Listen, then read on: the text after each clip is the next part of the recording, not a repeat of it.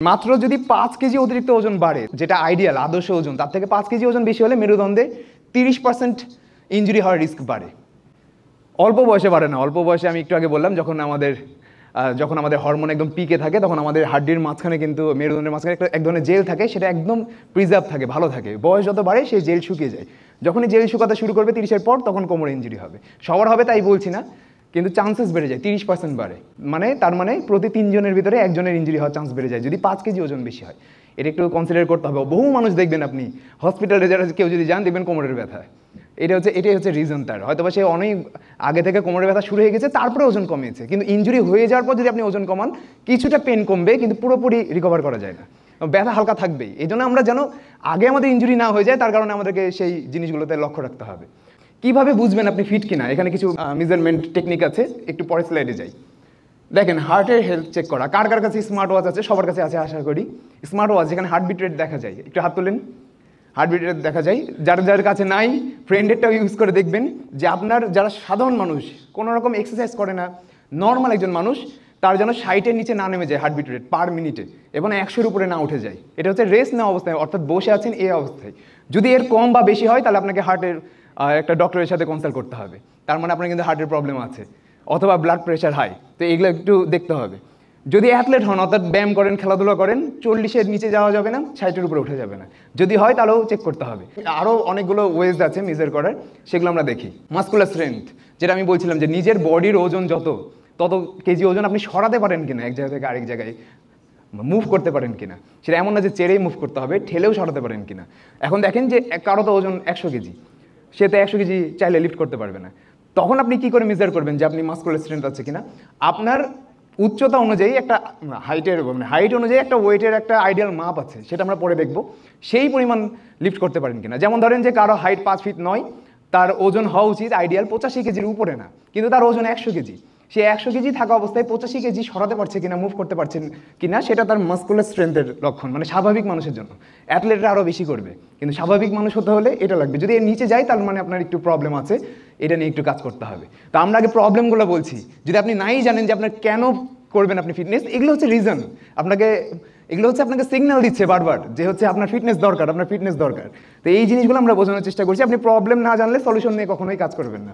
BMI, এটা হচ্ছে সাধারণ মানুষের ক্ষেত্রে কার্যকর। যারা এক্সারসাইজ করে মাসকুলার বডি বানায় বা বিভিন্ন অ্যাথলেট, তাদের ক্ষেত্রে বিএমআই কোনো ম্যাটার করে না। যেমন জন সিনার ওজন কেউ জানেন কত কেজি? 114 কেজি, কিন্তু তার 6 প্যাক অ্যাবস আছে, তার মানে তো সে আনফিট না।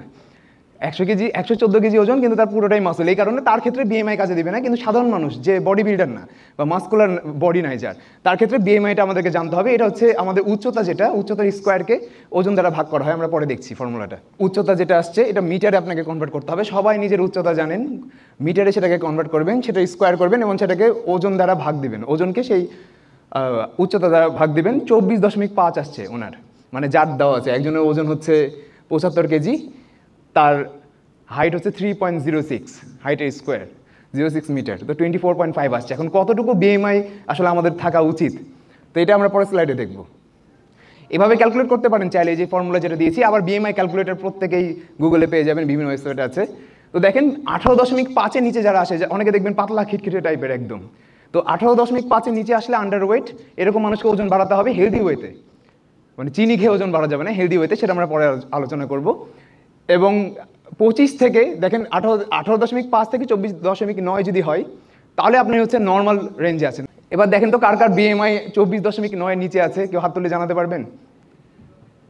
ওই যে একজন পেয়েছি, অনেকে আছে বিএমআই, যেমন ওই ভাই আছে, আমি দেখেই বলতে পারছি। আর যার নাই তার দিকে আমি পয়েন্ট আউট করবো না, সমস্যা নেই।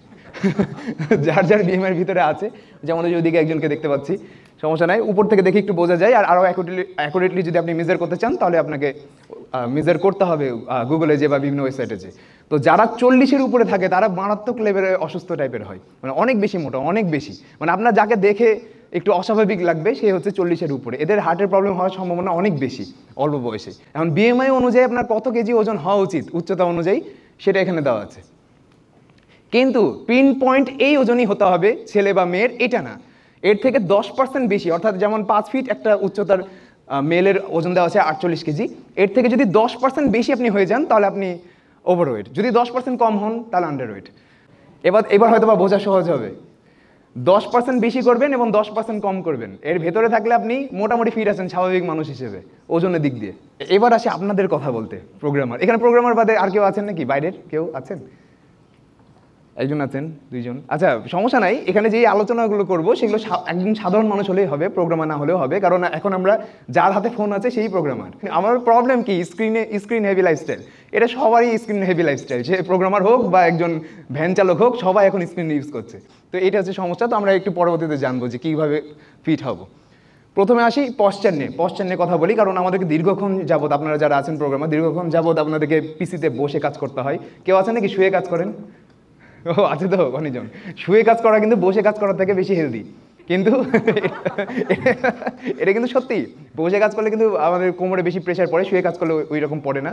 তবে সেটাতে আবার একটু চোখের ক্ষতি হয়। তবে সেই চোখের ক্ষতি আমরা কীভাবে কমাতে পারি সেটা, কারণ স্কিন অনেক কাছে থাকে, যারা শুয়ে কাজ করে স্কিন অনেক কাছে থাকে, সেক্ষেত্রে একটু প্রবলেম হয়। সেটা আমরা কীভাবে ঠিক করবো সেটা আমরা পরে জানবো। নেক্সট স্লাইডে যাই প্লিজ।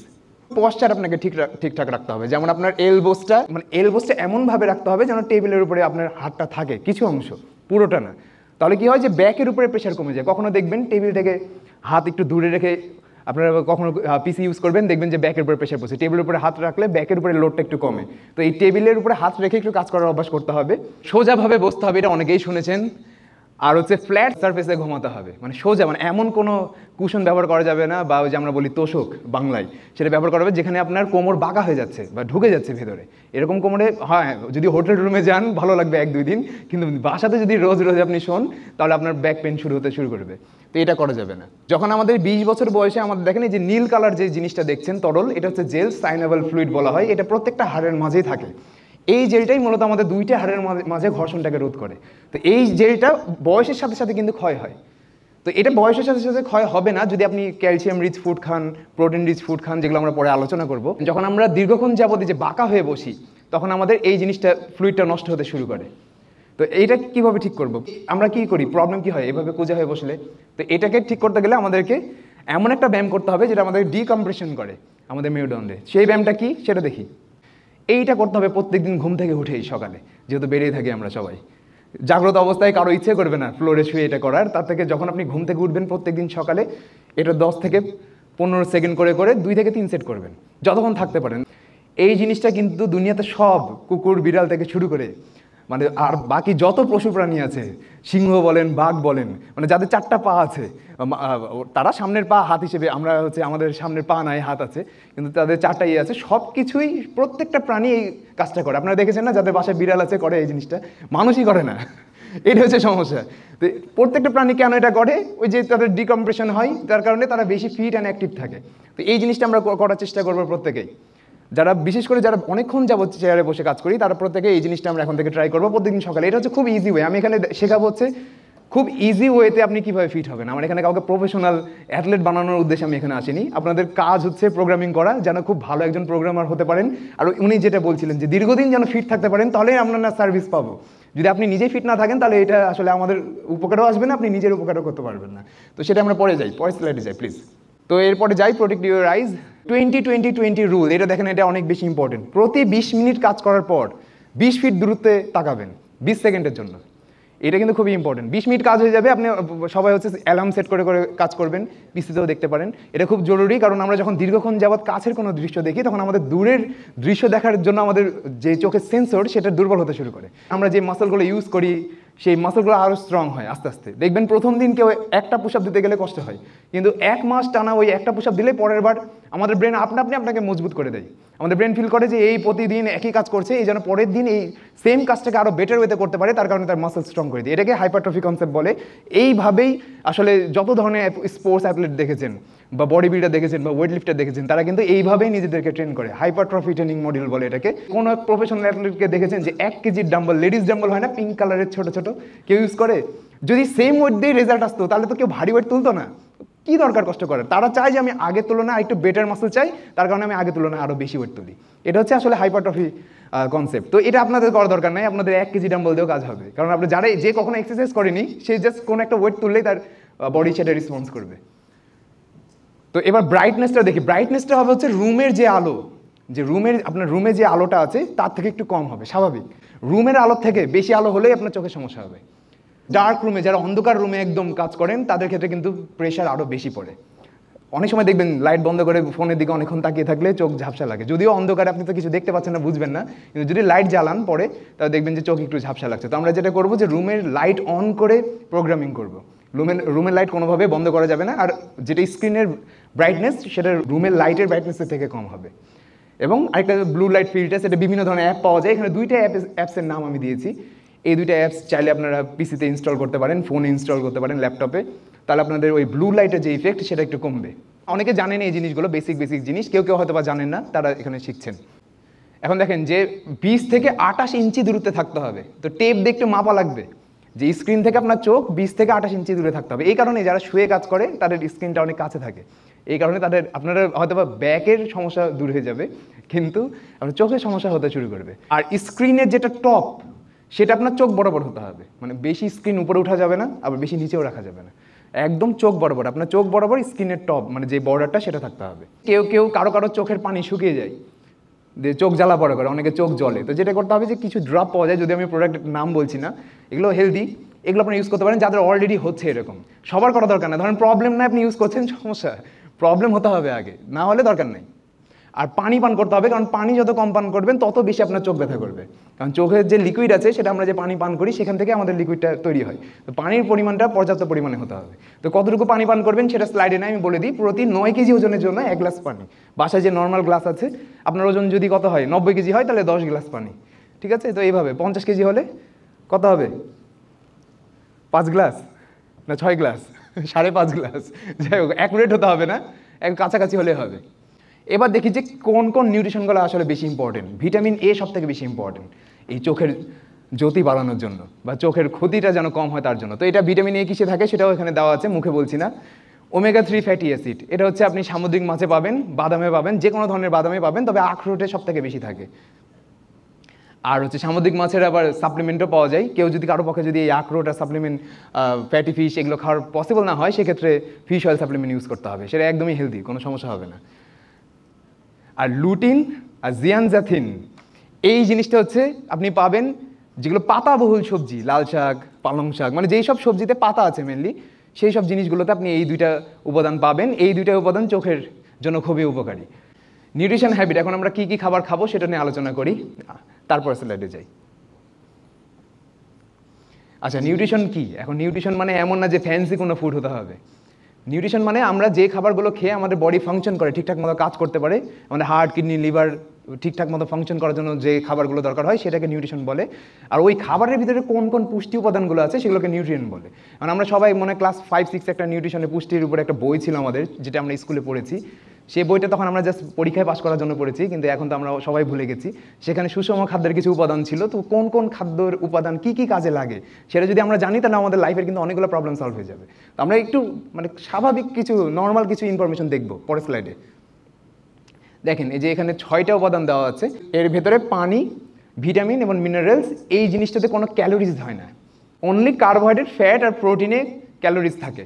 তো অনলি যদি কেউ ওজন বাড়াতে চায় বা কমাতে চায়, তার ক্ষেত্রে কার্বোহাইড্রেট, ফ্যাট আর প্রোটিন ইম্পর্টেন্ট, মানে এগুলোকে মেজার করে খেতে হবে। যদি কম খান ওজন কমবে, বেশি খেলে ওজন বাড়বে। বাকি যে ভিটামিন, ওয়াটার আর মিনারেলস আছে, এগুলোতে কোনো ক্যালোরিজ থাকে না, এগুলো আপনি যতই খান ওজন বাড়বে না কারোই, যতই খান। এখন অনেকে বলতে পারেন, ভাই ভিটামিন, এই ফলমূলে তো ভিটামিন থাকে, প্রচুর খেলে তো ওজন বেড়ে যায়। ফলমূলে তো ভিটামিনের পাশাপাশি সুগার, কার্বোহাইড্রেট, আরও হাবি যাবে অনেক কিছু থাকে। অনলি যদি কেউ ভিটামিনের ট্যাবলেট খায়, সে মোটা হবে না। কিন্তু অনেকে মনে করে যে ভিটামিন সমৃদ্ধ খাবার বেশি বেশি করে খেলে মনে মানুষ মোটা হয়ে যায়। হ্যাঁ, কিছু হরমোনাল ইমব্যালেন্স হবে যদি আপনি প্রয়োজনের তুলনায় বেশি ভিটামিন খান। কম খেলে আবার আপনার স্কিন খারাপ হবে, হেয়ার খারাপ হবে, আরও অনেকগুলো প্রবলেম হবে। কিন্তু কোনো রকম ক্যালোরিজ নাই এখানে। যদি কেউ ভিটামিনের ট্যাবলেটও খায় বা প্রয়োজনে অতিরিক্তও খেয়ে ফেলে, তার কোনো রকম সমস্যা হবে না, মানে ওজনের দিক দিয়ে। পানি যতই পান করেন ওজন বাড়বে না। ওজন বলতে আমি এখানে চর্বির কথা বলছি। ওজন কিন্তু আমাদের শরীরে 3টা দিক দিয়ে বাড়ে। একটা হচ্ছে আমাদের ব্লাড ওয়েট আছে, হাড়ের ওজন আছে, মাংসপেশির ওজন আছে। যখন আমরা পানি পান করি তখন আমাদের পানির ওয়েটও বাড়ে। যেমন ইমিডিয়েট যদি ওজনের মেশিনে, অনেকে যারা জিমে যান, আমরা বেশি এই প্রবলেমগুলো ফেস করি। মেম্বার এসে বলে যে ভাই একটু আগে এত ওজন ছিল, এখন 100 গ্রাম বেশি দেখাচ্ছে। আমি বলছি পানি পান করেছে, বলছি হ্যাঁ। ওটা আসলে ওয়াটার ওয়েট। আবার কিছুক্ষণ পর ওজন কমেও যায়। অনেক আছে প্রত্যেক দিন ওজন মাপে, আমি ভাই ঢুকলাম এত কেজি ছিল, বের হচ্ছি এত কমে গেল 100 গ্রাম। রিজনটা হচ্ছে আপনি ঘেমেছেন, তার কারণে আপনার ঘামের মাধ্যমে ওজন কমেছে। এটা ফ্যাট না, ফ্যাট কমতে একটু টাইম লাগে, সেটা আমরা পরবর্তীতে জানবো যে কতটুকু টাইম লাগে ফ্যাট কমতে। তো পরের স্লাইডে যাই প্লিজ। প্রোটিন, কার্বোহাইড্রেট আর ফ্যাট কোনটা কী কাজে লাগে সেটা জানা জরুরি। আমি জাস্ট একটা করে যেটা সবথেকে গুরুত্বপূর্ণ কাজ করে এই নিউট্রিশনগুলো সেটা বলে দিই। প্রোটিন দিয়ে আমাদের আসলে কি মাংসপেশিগুলো বজায় থাকে। আমাদের হার্ট কিন্তু একটা মাসল, অনেকেই জানবেন হার্ট কিন্তু মাসল, আমাদের হাত পায়ের মাসল সব কিছুর মতো হার্ট একটা মাসল। যদি আমি প্রোটিন ঠিকঠাক মতো না খাই তাহলে আমাদের ওই মাসলগুলো যে ব্রেকডাউন হয় রেগুলার বেসিসে, আমাদের শরীরে দুইটা প্রসেস হয়, ক্যাটাবলিজম আর অ্যানাবলিজম। কঠিন প্রসেস, ভিতরে যেতে চাচ্ছি না। এই ফাংশনগুলো ব্যাহত হবে যদি আপনি প্রোটিনের চাহিদা পূরণ না করেন। কতটুকু প্রোটিনের দরকার ইন্ডিভিজুয়াল অনুযায়ী সেটা আমরা পরে আলোচনা করব। জাস্ট এখন কাজটা বলছি। কার্বোহাইড্রেট, অনেকে ওজন কমানোর জন্য পুরোপুরি ছেড়ে দেন, কিন্তু কার্বোহাইড্রেট কিন্তু খুবই ইম্পর্টেন্ট কয়েকটা কাজ করে আমাদের শরীরে। সব থেকে বেশি ইম্পর্টেন্ট হলো আমাদের ব্রেনের ফাংশন এবং শরীরে শক্তি দেওয়া। তো শরীরে শক্তি কমে যাবে যারা যারা কার্বোহাইড্রেট, ওই অনেক আছে না ডায়েট করে যখনই শুরু করে সাথে সাথে শক্তি কমে যায়। এই জন্য আমরা খুব অল্প করে আমরা পরে শেখাবো যে কীভাবে মেজার করে করে আপনি ডায়েট করবেন যেন শক্তি না কমে। তো সেটা আমরা শেখাবো। আর ফ্যাট, এই ফ্যাটটা হচ্ছে আমরা তো মনে করি যে দুনিয়াতে যা ফ্যাট আছে সবই খারাপ, মানে ফ্যাট মানে চর্বি, কিন্তু না, ফ্যাটের আবার প্রকারভেদ আছে। যত ধরনের উপকারী ফ্যাট আছে এখানে কিছু ছবি দেওয়া আছে, আচ্ছা পরবর্তীতে আলোচনা করব। তো উপকারী ফ্যাটগুলো আমাদের অপকারী ফ্যাট কমায় শরীর থেকে। তো এইচডিএল যেগুলোতে আছে সেগুলো এলডিএল কমায়। এখন দেখেন আমরা সারাদিনে যেই পরিমাণ ক্যালোরি বার্ন করি সেটা কোথায় কোথায় থেকে বার্ন হয় আমাদের সারাদিনে। এটা কিন্তু অনেকে না বুঝে জাস্ট, অনেক আছে যে পাগলের মতো 2 ঘন্টা 3 ঘন্টা ধরে আমরা ব্যায়াম করি আর মনে করি যে এই ব্যায়াম করলে ওজন কমে যাবে। কিন্তু ওজন কমানো যদি উদ্দেশ্য হয় তাহলে ফুডে কেন ফোকাস করতে হয় সেটা আসলে জানা জরুরি। 60% ক্যালোরি, অর্থাৎ এখানে প্রত্যেকে যারা আছেন তারা সারাদিনে যত ক্যালোরি গ্রহণ করেন তার ভিতরে 60% ক্যালোরিজ তারা কোনো কাজ না করে ঘুমিয়ে থাকলে বার্ন করে ফেলেন, উইদাউট এনি ওয়ার্ক। এটাকে বলা হয় ব্যাসাল মেটাবলিক রেট। এটা কিভাবে হয়? আমরা যখন নিঃশ্বাস নিচ্ছি, শ্বাস প্রশ্বাস নিচ্ছি, আমাদের হার্টবিট করছে আর আমাদের ইমিউনিটি সিস্টেম যেটা আমাদেরকে সুস্থ রাখার চেষ্টা করছে সেটা আমাদের ক্যালোরিজগুলো বার্ন করে। এখন আমি ঢাকা ইউনিভার্সিটিতে একটা লেকচারে বলেছিলাম যে আমরা কিন্তু চর্বি ঘামের মাধ্যমে বার্ন করি না, আমরা চর্বি বার্ন করি শ্বাস প্রশ্বাসের মাধ্যমে। মানে আমরা যখন অক্সিজেন গ্রহণ করি তখন সেই অক্সিজেন যে আমাদের শরীরে যে চর্বিগুলো জমে আছে সেগুলো ট্রাইগ্লিসারাইড রূপে থাকে, সেই ট্রাইগ্লিসারাইডের সাথে বিক্রিয়া করার মাধ্যমে সেটাকে হাইড্রোজেন, কার্বন ডাইঅক্সাইড আর পানিতে রূপান্তর করে। তার ভিতরে কার্বন ডাইঅক্সাইডটা আমাদের শরীর থেকে বেরিয়ে যায় মুখ দিয়ে, আর যেটা হচ্ছে পানি সেটা ঘামের মাধ্যমে বের হয়, আর হচ্ছে চর্বি যেটা প্রস্রাবের মাধ্যমেও কিছুটা বের হয়। আর চর্বিটা মূলত কি, যে আমরা যে কার্বন ডাইঅক্সাইড ছাড়ছি মুখের মাধ্যমে বের করছি সেটাই আসলে চর্বি। তো আমরা ছোটোবেলায় তো পড়েছি যে অক্সিজেন গ্রহণ করি আর কার্বন ডাইঅক্সাইড বের করি, কিন্তু কার্বন ডাইঅক্সাইডটা আসলে আপনার শরীরে চর্বি। কিন্তু এই চর্বি আমরা তো রেগুলার বেসিসে নিচে শ্বাস প্রশ্বাস নিচ্ছি, কিন্তু এই চর্বি তো কমছে না কেন? রিজনটা হচ্ছে আমরা আরও বেশি চর্বি খাচ্ছি, মানে যেই পরিমাণ শ্বাস প্রশ্বাসের মাধ্যমে বের করছি তার থেকে বেশি খাওয়া হয়ে যাচ্ছে, এই কারণে আবার স্টোর হচ্ছে। নন এক্সারসাইজ অ্যাক্টিভিটি, অর্থাৎ আমরা যে এই যে ইউনিভার্সিটিতে আসলাম, এখানে বসলাম, বাসা থেকে কিছু দূর হেঁটে আসা লেগেছে, অনেকে কার ইউজ করেন, কার থেকে নেমেও কিছু দূর হেঁটে আসা লেগেছে, তারা এই 20% ক্যালোরিজ বার্ন করে ফেলেন। এটা কিন্তু এক্সারসাইজের মাধ্যমে বার্ন হয় না, নর্মাল অ্যাক্টিভিটির মাধ্যমে। যেমন আমি কথা বলছি, আমার কিন্তু তাও বার্ন হচ্ছে, এখানে ক্যালোরিজ বার্ন হচ্ছে। এখন হ্যাঁ, বসে থাকা অবস্থায় আপনারা প্রত্যেকেই 60 থেকে 65 ক্যালোরির কাছাকাছি বার্ন করেন, প্রত্যেকেই প্রতি ঘন্টায় 60 থেকে 65 ক্যালোরি। অর্থাৎ কেউ যদি এখানে 2 ঘন্টা বসে থাকলে 120 ক্যালোরি বার্ন হয়ে যাবে। তার মানে আমি আপনাদের 120 ক্যালোরিজ বার্ন হওয়ার কারণ আজকে। তো এটা হচ্ছে আপনারা জানেন যে প্রত্যেকে, আর যারা এমন কোনো কাজ করেন বা প্রেশার নিয়ে কোনো একটা কাজ করেন যেটাতে তার ভালো লাগছে না, সেটাতে ক্যালোরিজ একটু বেশি বার্ন হয়, প্লাস ওই ক্যালোরিজ বেশি বার্ন হলেও তাদের কেন চর্বি কমতে চায় না? রিজনটা হচ্ছে যে কর্টিসল উৎপন্ন হয়, তখন আমাদের লিভার আপনি চিনি তৈরি করে যে এই লোকটা মনে হয় বিপদে আছে তাই টেনশন নিচ্ছে বা ভালো লাগছে না। তো এগুলো বিভিন্ন প্রসেস, এগুলো বায়োলজিক্যাল প্রসেস। একদম যখন আমরা বন জঙ্গলে বাস করতাম তখন থেকে চালু হয়েছে। বন জঙ্গলে আমরা তখনই বিরক্ত হতাম বা ভয় পেতাম যখন আমাদেরকে কোনো শিকারী পশু আক্রমণ করতো বা আমরা খাবার না পেতাম, তখন ওই চিন্তাতে আমাদের শরীর কর্টিসল উৎপন্ন করতো, যার কারণে আমরা দীর্ঘক্ষণ না খেয়ে বেঁচে থাকতে পারতাম। কিন্তু বর্তমান যুগে যে আমরা যে টেনশনগুলো করি, সেই টেনশনগুলোর কারণে আমাদের যে কর্টিসল রেজ হয় সেটা তো আমরা খাবারের মাধ্যমে বার্ন করছি না। আদিম যুগে কিন্তু মানুষ জাস্ট একটা জিনিস নিয়ে টেনশন করতো, যে কীভাবে খাবো, পরের বেলা কী খাবো, এটা নেই। বর্তমান যুগে আমরা খাবার যেহেতু পেটে ভর্তি আমাদের, এই কারণে আমরা আরও অনেকগুলো কারণ আছে আমাদের টেনশন করার। কিন্তু আমাদের শরীর সব ধরনের স্ট্রেসকে সেমভাবেই দেখে, সব ধরনের স্ট্রেসকে বিপদ হিসেবে দেখে, চিনি তৈরি করে। কিন্তু আমরা যেহেতু প্রয়োজনের তুলনায় খাবার পাচ্ছি রেগুলার বেসিসে, তখন আমাদের ওই এক্সট্রা চিনি বার্ন হয় না, চর্বি হিসেবে জমা হতে থাকে। এটা হচ্ছে মেনলি আদিম যুগ থেকে চলে আসছে। আর ওই বায়োলজিক্যাল প্রসেস মানুষ যতদিন জীবিত থাকবে সেমভাবেই চলবে। ইনফ্যাক্ট দুনিয়ার যত পশু প্রাণী আছে সবার ক্ষেত্রেই সেম। তো এইবার আসি হচ্ছে এক্সারসাইজ অ্যাক্টিভিটিস থার্মোজেনেসিস। এটা হচ্ছে মূলত এক্সারসাইজ করার মাধ্যমে, অর্থাৎ কেউ স্পোর্টস খেলছে, সুইমিংয়ে যাচ্ছে, জিম করছে, তার মাধ্যমে 10% ক্যালোরিজ বার্ন হয়। অর্থাৎ সারাদিনে যদি 1000 ক্যালোরি বার্ন করেন, তো 100 ক্যালোরি আপনার এই এক্সারসাইজের মাধ্যমে বার্ন হবে। তার মানে কতটা কম ইম্পর্টেন্ট ওজন কমানোর ক্ষেত্রে এক্সারসাইজ। এক্সারসাইজের অন্যান্য গুরুত্ব আছে, সেটা পরে আলোচনা করবো। আমরা সবসময় মানা করি যে যেই আসে বলে ভাই উদ্দেশ্য কি জিম করার, বলে ওজন কমানো। আমরা বলি যে না, জিম করার উদ্দেশ্য তো ওজন কমানো না, সেটার উদ্দেশ্য আমি পরে দেখাচ্ছি। ওজন কমানোর উদ্দেশ্য হলে ফুডে ফোকাস করতে হবে, নাহলে আপনি রেজাল্ট পাবেন না। আর লাস্ট আসে হচ্ছে থার্মিক ইফেক্ট অফ ফুড, যেটা হচ্ছে আমরা যখন খাবার খাই তো খাবারকে চিবিয়ে খাওয়া লাগে, আবার সেই খাবারটা হজম হওয়ার চেষ্টা করে, সেই হজম হওয়ার প্রক্রিয়াতে আমাদের শরীর ক্যালোরিজ বার্ন করে। তো আমি আপনাদেরকে এই জিনিসগুলো ক্লিয়ার করছি যেন আপনারা না বুঝে কোনো কিছু না করেন। যেমন অনেকে একদিন দাওয়াতে গেলে পরের দিন বা ওই দিনই অনেক বেশি ওয়ার্কআউট করার চেষ্টা করেন, না। এইখানে যেটা করতে হবে যে যদি দাওয়াতে যে বা কোনো একটা ফাস্ট ফুড খাওয়া হয়ে যায়, ক্যালোরি রিচ ফুড খাওয়া হয়ে যায়, তাহলে পরের বেলা কন্ট্রোল করে ফেলেন। ধরেন আপনি দুপুরে বিরিয়ানি খেয়েছেন, পরের বেলা আপনি ভাত খেয়ে না, জাস্ট প্রোটিন খেয়ে মাছ মাংস ডিম দুধ এগুলো খেয়ে কাটিয়ে দেন, তাহলে ক্যালোরিজটা কমে গেল, সকালের ব্যালেন্স হয়ে গেল। কারণ আপনি বিরিয়ানিতে থাকে 800 থেকে 900 ক্যালোরি, তো আপনার প্রায় মোটামুটি 4 ঘন্টার কাছাকাছি ব্যায়াম করা লাগবে, অত তো পসিবল না আমাদের পক্ষে করা। শুধুমাত্র একটা লেবার, এই জন্য আমরা দেখেছি যারা কৃষক বা লেবার তারা গামলা ভরে ভাত খেলেও তাদের কেন ওজন বাড়ে না, রিজন হচ্ছে তারা অনেক বেশি পরিশ্রম করে, যেটা আমাদের করা পসিবল না আর করা উচিত না। কারণ ইম্প্যাক্ট এটা তো বেশি ইম্প্যাক্টফুল না, ইম্প্যাক্টফুল হলো যে অল্প কাজ করে ইম্প্যাক্টফুল মানে অনেক বেশি যেন প্রোডাক্টিভিটি আসে, মানে প্রোডাক্টিভ কোনো কিছু করতে পারি, যেটা আপনারা প্রোগ্রামাররা করেন, অনেকে কঠিন কঠিন সব প্রোগ্রামিং করেন। আমি প্রোগ্রামিং অত বুঝি না, আমি ছিলাম বিজনেসের স্টুডেন্ট, তো আমি বিজনেস ভালো বুঝি। আর পাশাপাশি হচ্ছে কিছুক্ষণ আগে আলোচনা করেছিলাম ওনার সাথে, পাশাপাশি এগুলোর উপরে যখন থেকে প্যাশনেট হয় তখন এগুলোর উপরে ডিগ্রি নেওয়া শুরু করি। তো এটা হচ্ছে ব্যাপার। তো এই জিনিসগুলো দেখেন যে তাহলে এক্সারসাইজ কতটা কম গুরুত্বপূর্ণ সেটা আসলে জানা জরুরি। তো আমাদেরকে এই জিনিসগুলোতে ইম্পর্টেন্স দিতে হবে। যেমন নন এক্সারসাইজ অ্যাক্টিভিটিতে আমরা বেশি ইম্পর্টেন্স দিব, অর্থাৎ বাসা বাড়িতে যে কাজকর্ম করছি, বন্ধু বান্ধবের সাথে যাচ্ছি, যতটা স্কোপ, যতটা আমাদের পসিবিলিটিস আছে, যতটা পসিবল আমাদের পক্ষে আমরা হেঁটে হেঁটে করার চেষ্টা করব। যদি সিঁড়ি পারি সিঁড়ি হেঁটে ওঠার চেষ্টা করব, লিফট ব্যবহার না করে। এই জিনিসগুলো করলে আপনার অনেকগুলো ক্যালোরি বার্ন হয়ে যাবে, আপনি জানবেনও না, আর আপনার খারাপও লাগবে না, আপনার এটাও মনে হবে না যে আমি এক্সারসাইজ করছি। এটা মূলত আপনার ওজন যেন ওভারওয়েট না হয়ে যায়। জানা যে আপনার টিডিই কত, এখন আমি সারাদিনে কত ক্যালোরি বার্ন করছি সেটার মেথড, এটা আপনাদেরকে কাউকে করার দরকার নাই, মাথা নষ্ট হয়ে যাবে এটা করতে গেলে।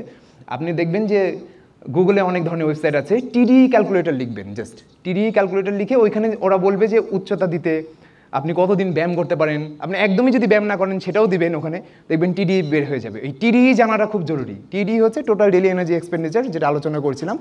এটা যদি কারো, এটা হচ্ছে কত ক্যালোরি আপনি সারাদিনে বার্ন করেন, সেটা যদি না জানেন তাহলে আপনি বুঝবেন না যে কত ক্যালোরি খাবার খেতে হবে সারাদিনে। যদি নাই জানেন তখন তো আপনি আর হচ্ছে ওজন কমাতেও পারবেন না, বাড়াতে পারবেন না, হয়তো বা পারবেন কিন্তু পারফেক্ট হতে হবে না। এখন দেখেন যে একজন ব্যক্তি যে মেনটেন করতে চায়, ভাই আমি ওজন কমাবো না বাড়াবো না, সে কী করবে, তার ক্যালকুলেটরের টিডি যত বের হবে, যেমন ওনার 2500 ক্যালোরি বের হয়েছে, ঠিক সেই পরিমাণ খাবারই সে খাবে। মানে সেই সারাদিনে যেই পরিমাণ ক্যালোরিজ বার্ন করছে সেই পরিমাণ খাবারই যদি সে খায়, তাহলে তার 1 কেজি ওজনও বাড়বে না, বিন্দুমাত্র বাড়বে না, এক জায়গাতেই থাকবে। যেটা আমরা করার চেষ্টা করি, যখন এখন আমার ওজন বাড়ানোর উদ্দেশ্য না, কমানোর উদ্দেশ্য না, আমরা মেনটেন্যান্স ডায়েট ফলো করি। আমার 2500 থেকে 2700 ক্যালোরির মধ্যে মেনটেন করতে হয়। সারপ্লাস, ক্যালোরি সারপ্লাস হচ্ছে মূলত যারা ওজন বাড়াতে চায় হেলদি ওয়েতে। কেউ আছেন নাকি কেউ হেলদি ওয়েতে ওজন বাড়াতে চান? ওই যে একজন আছে, দুজন আছে, আপনাদের এটা কাজে লাগবে। আপনি টিডি যেটা বের হবে তার থেকে 500 ক্যালোরিজ বেশি খেতে হবে। যেমন ওনার টিডি বেরিয়েছিল 2500 ক্যালোরিজ, কিন্তু ওনার খাবার যে খাবারগুলো খাচ্ছে সকাল থেকে রাত পর্যন্ত, সেটা কীভাবে বের করবেন সেটাও বলে দিচ্ছি। সেই সকাল থেকে রাত পর্যন্ত যতগুলো খাবার খাবেন, মেজারমেন্ট স্কেল পাওয়া যায় 350 টাকা থেকে 400 টাকা দাম মাত্র, দারাজেই পাবেন, আরও দামিও পাওয়া যায়, জাস্ট কিনে নেবেন, ওটা ফুড মেজারমেন্ট স্কেল। ওইখানে দেখবেন যে প্রতিবেলায় কোন কোন খাবার কী কী পরিমাণে খাচ্ছেন, অর্থাৎ ভাত কত গ্রাম খাচ্ছেন, ডিম কয়টা খাচ্ছেন, সবগুলো খাবার, দুধ কতটুকু খাচ্ছেন, সেগুলোর প্রত্যেকটা আপনারা গুগল ইনফরমেশন পেয়ে যাবেন, প্রত্যেকটাতে কত ক্যালোরিজ আছে সেগুলো দেখবেন। টোটাল আপনি যোগ করবেন, যোগ করে দেখবেন যে আপনার টোটাল 3000 ক্যালোরিজ ওভার হয়ে যাচ্ছে কিনা। যদি হয় ওভার হয় তাহলে আপনার হেলদি হতে ওজন বাড়বে। যদি আরও বেশি ওভার হয়ে যায় তখন ওজন বাড়বে কিন্তু চর্বিও বাড়বে। মানে অনেক বেশি খাবার খাওয়া বাড়ানো যাবে না, তখন আমাদের কি হয়, মাসেলের সাথে সাথে মানে আনহেলদি ওয়েটও গেন হয়।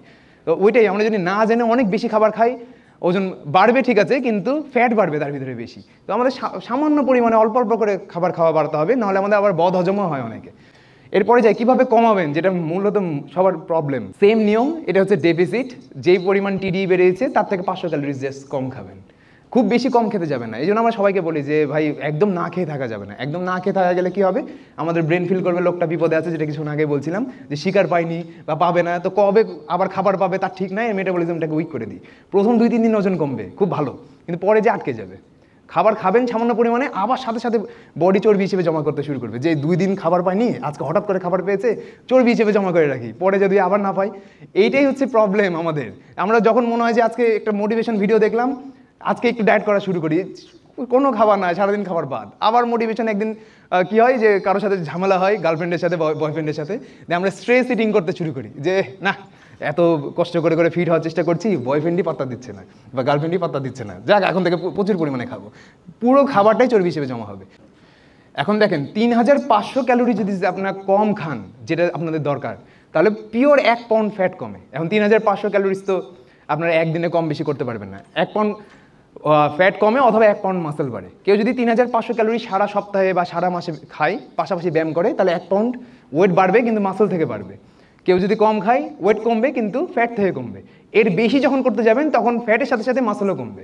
এর বেশি যখন খেতে যাবেন তখন মাসেলের সাথে সাথে ফ্যাটও বাড়বে। আমাদের উদ্দেশ্য তো শরীরে যে মাসেলগুলো আছে সেগুলোকে একদম যেন শুকিয়ে না যায় বা ক্ষয় না হয়ে যায়, কারণ মাসেল শুকিয়ে গেলে ইনজুরি হয়। মাসেল আমাদের বোনগুলোকে কিন্তু সাপোর্ট দেয়। আমরা যে গ্র্যাভিটির অপোজিটে কাজ করছি, দুনিয়া তো পৃথিবীতে একটা গ্র্যাভিটি আছে।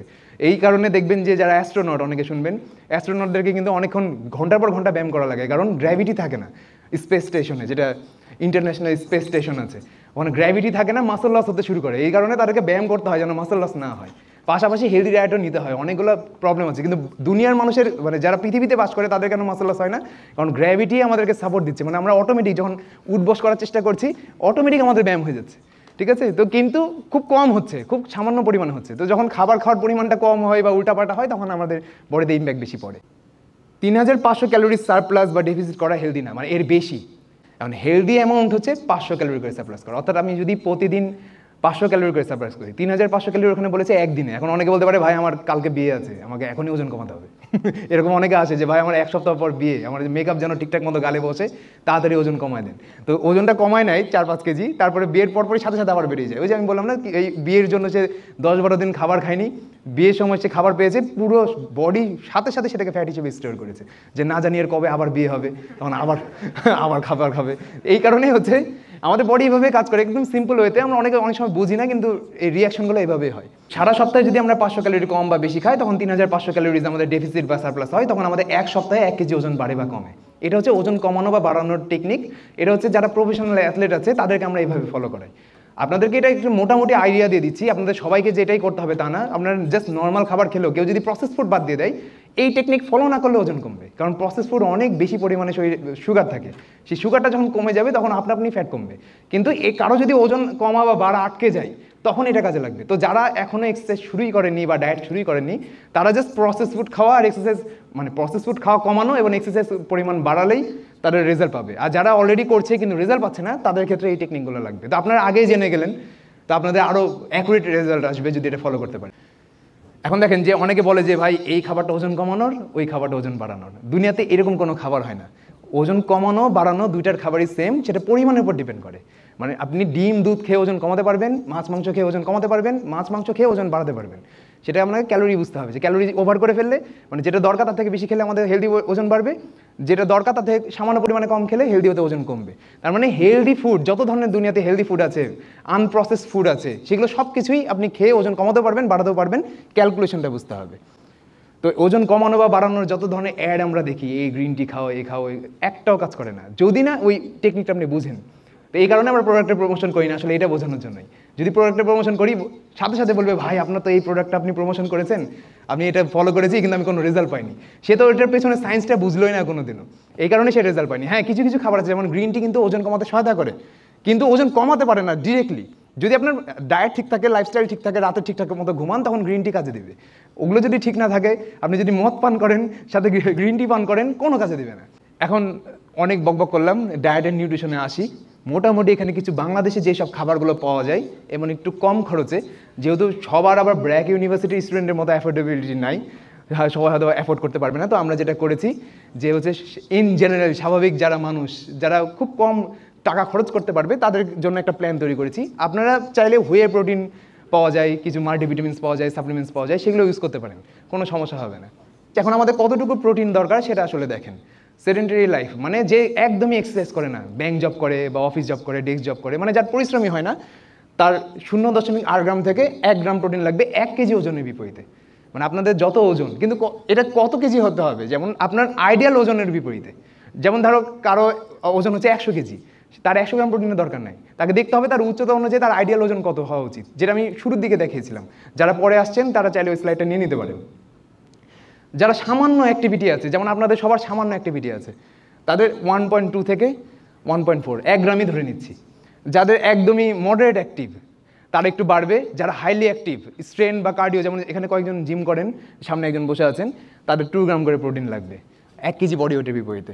যারা ফ্যাট লস করতে চায় তাদের 2.4 গ্রাম লাগবে। ফ্যাট লসে কেন বেশি বলেন, এটা আমি এক্সপ্লেন করছি, আপনাদেরকে জিজ্ঞেস করছি না।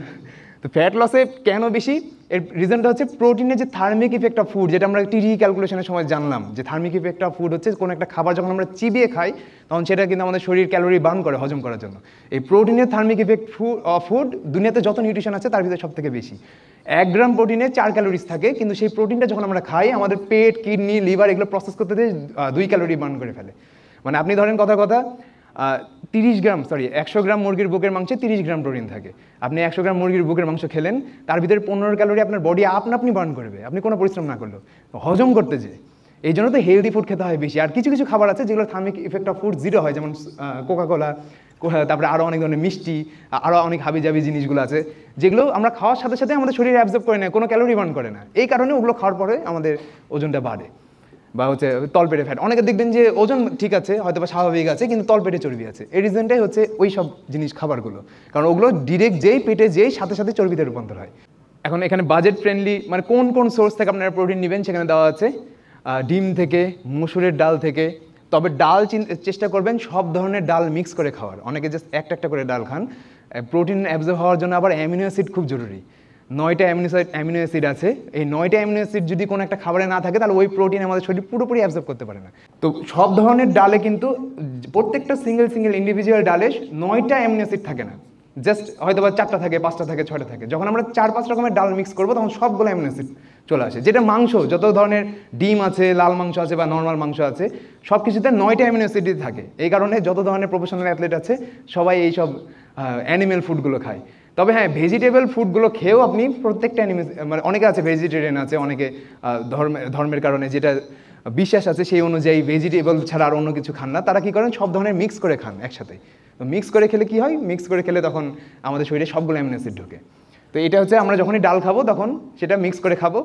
এবং ডালের পানি খাওয়া যাবে না। আমাদের প্রবলেম হলো আমরা ডালের পানিটা খাই, ডালের মেন অংশটাই খাই না।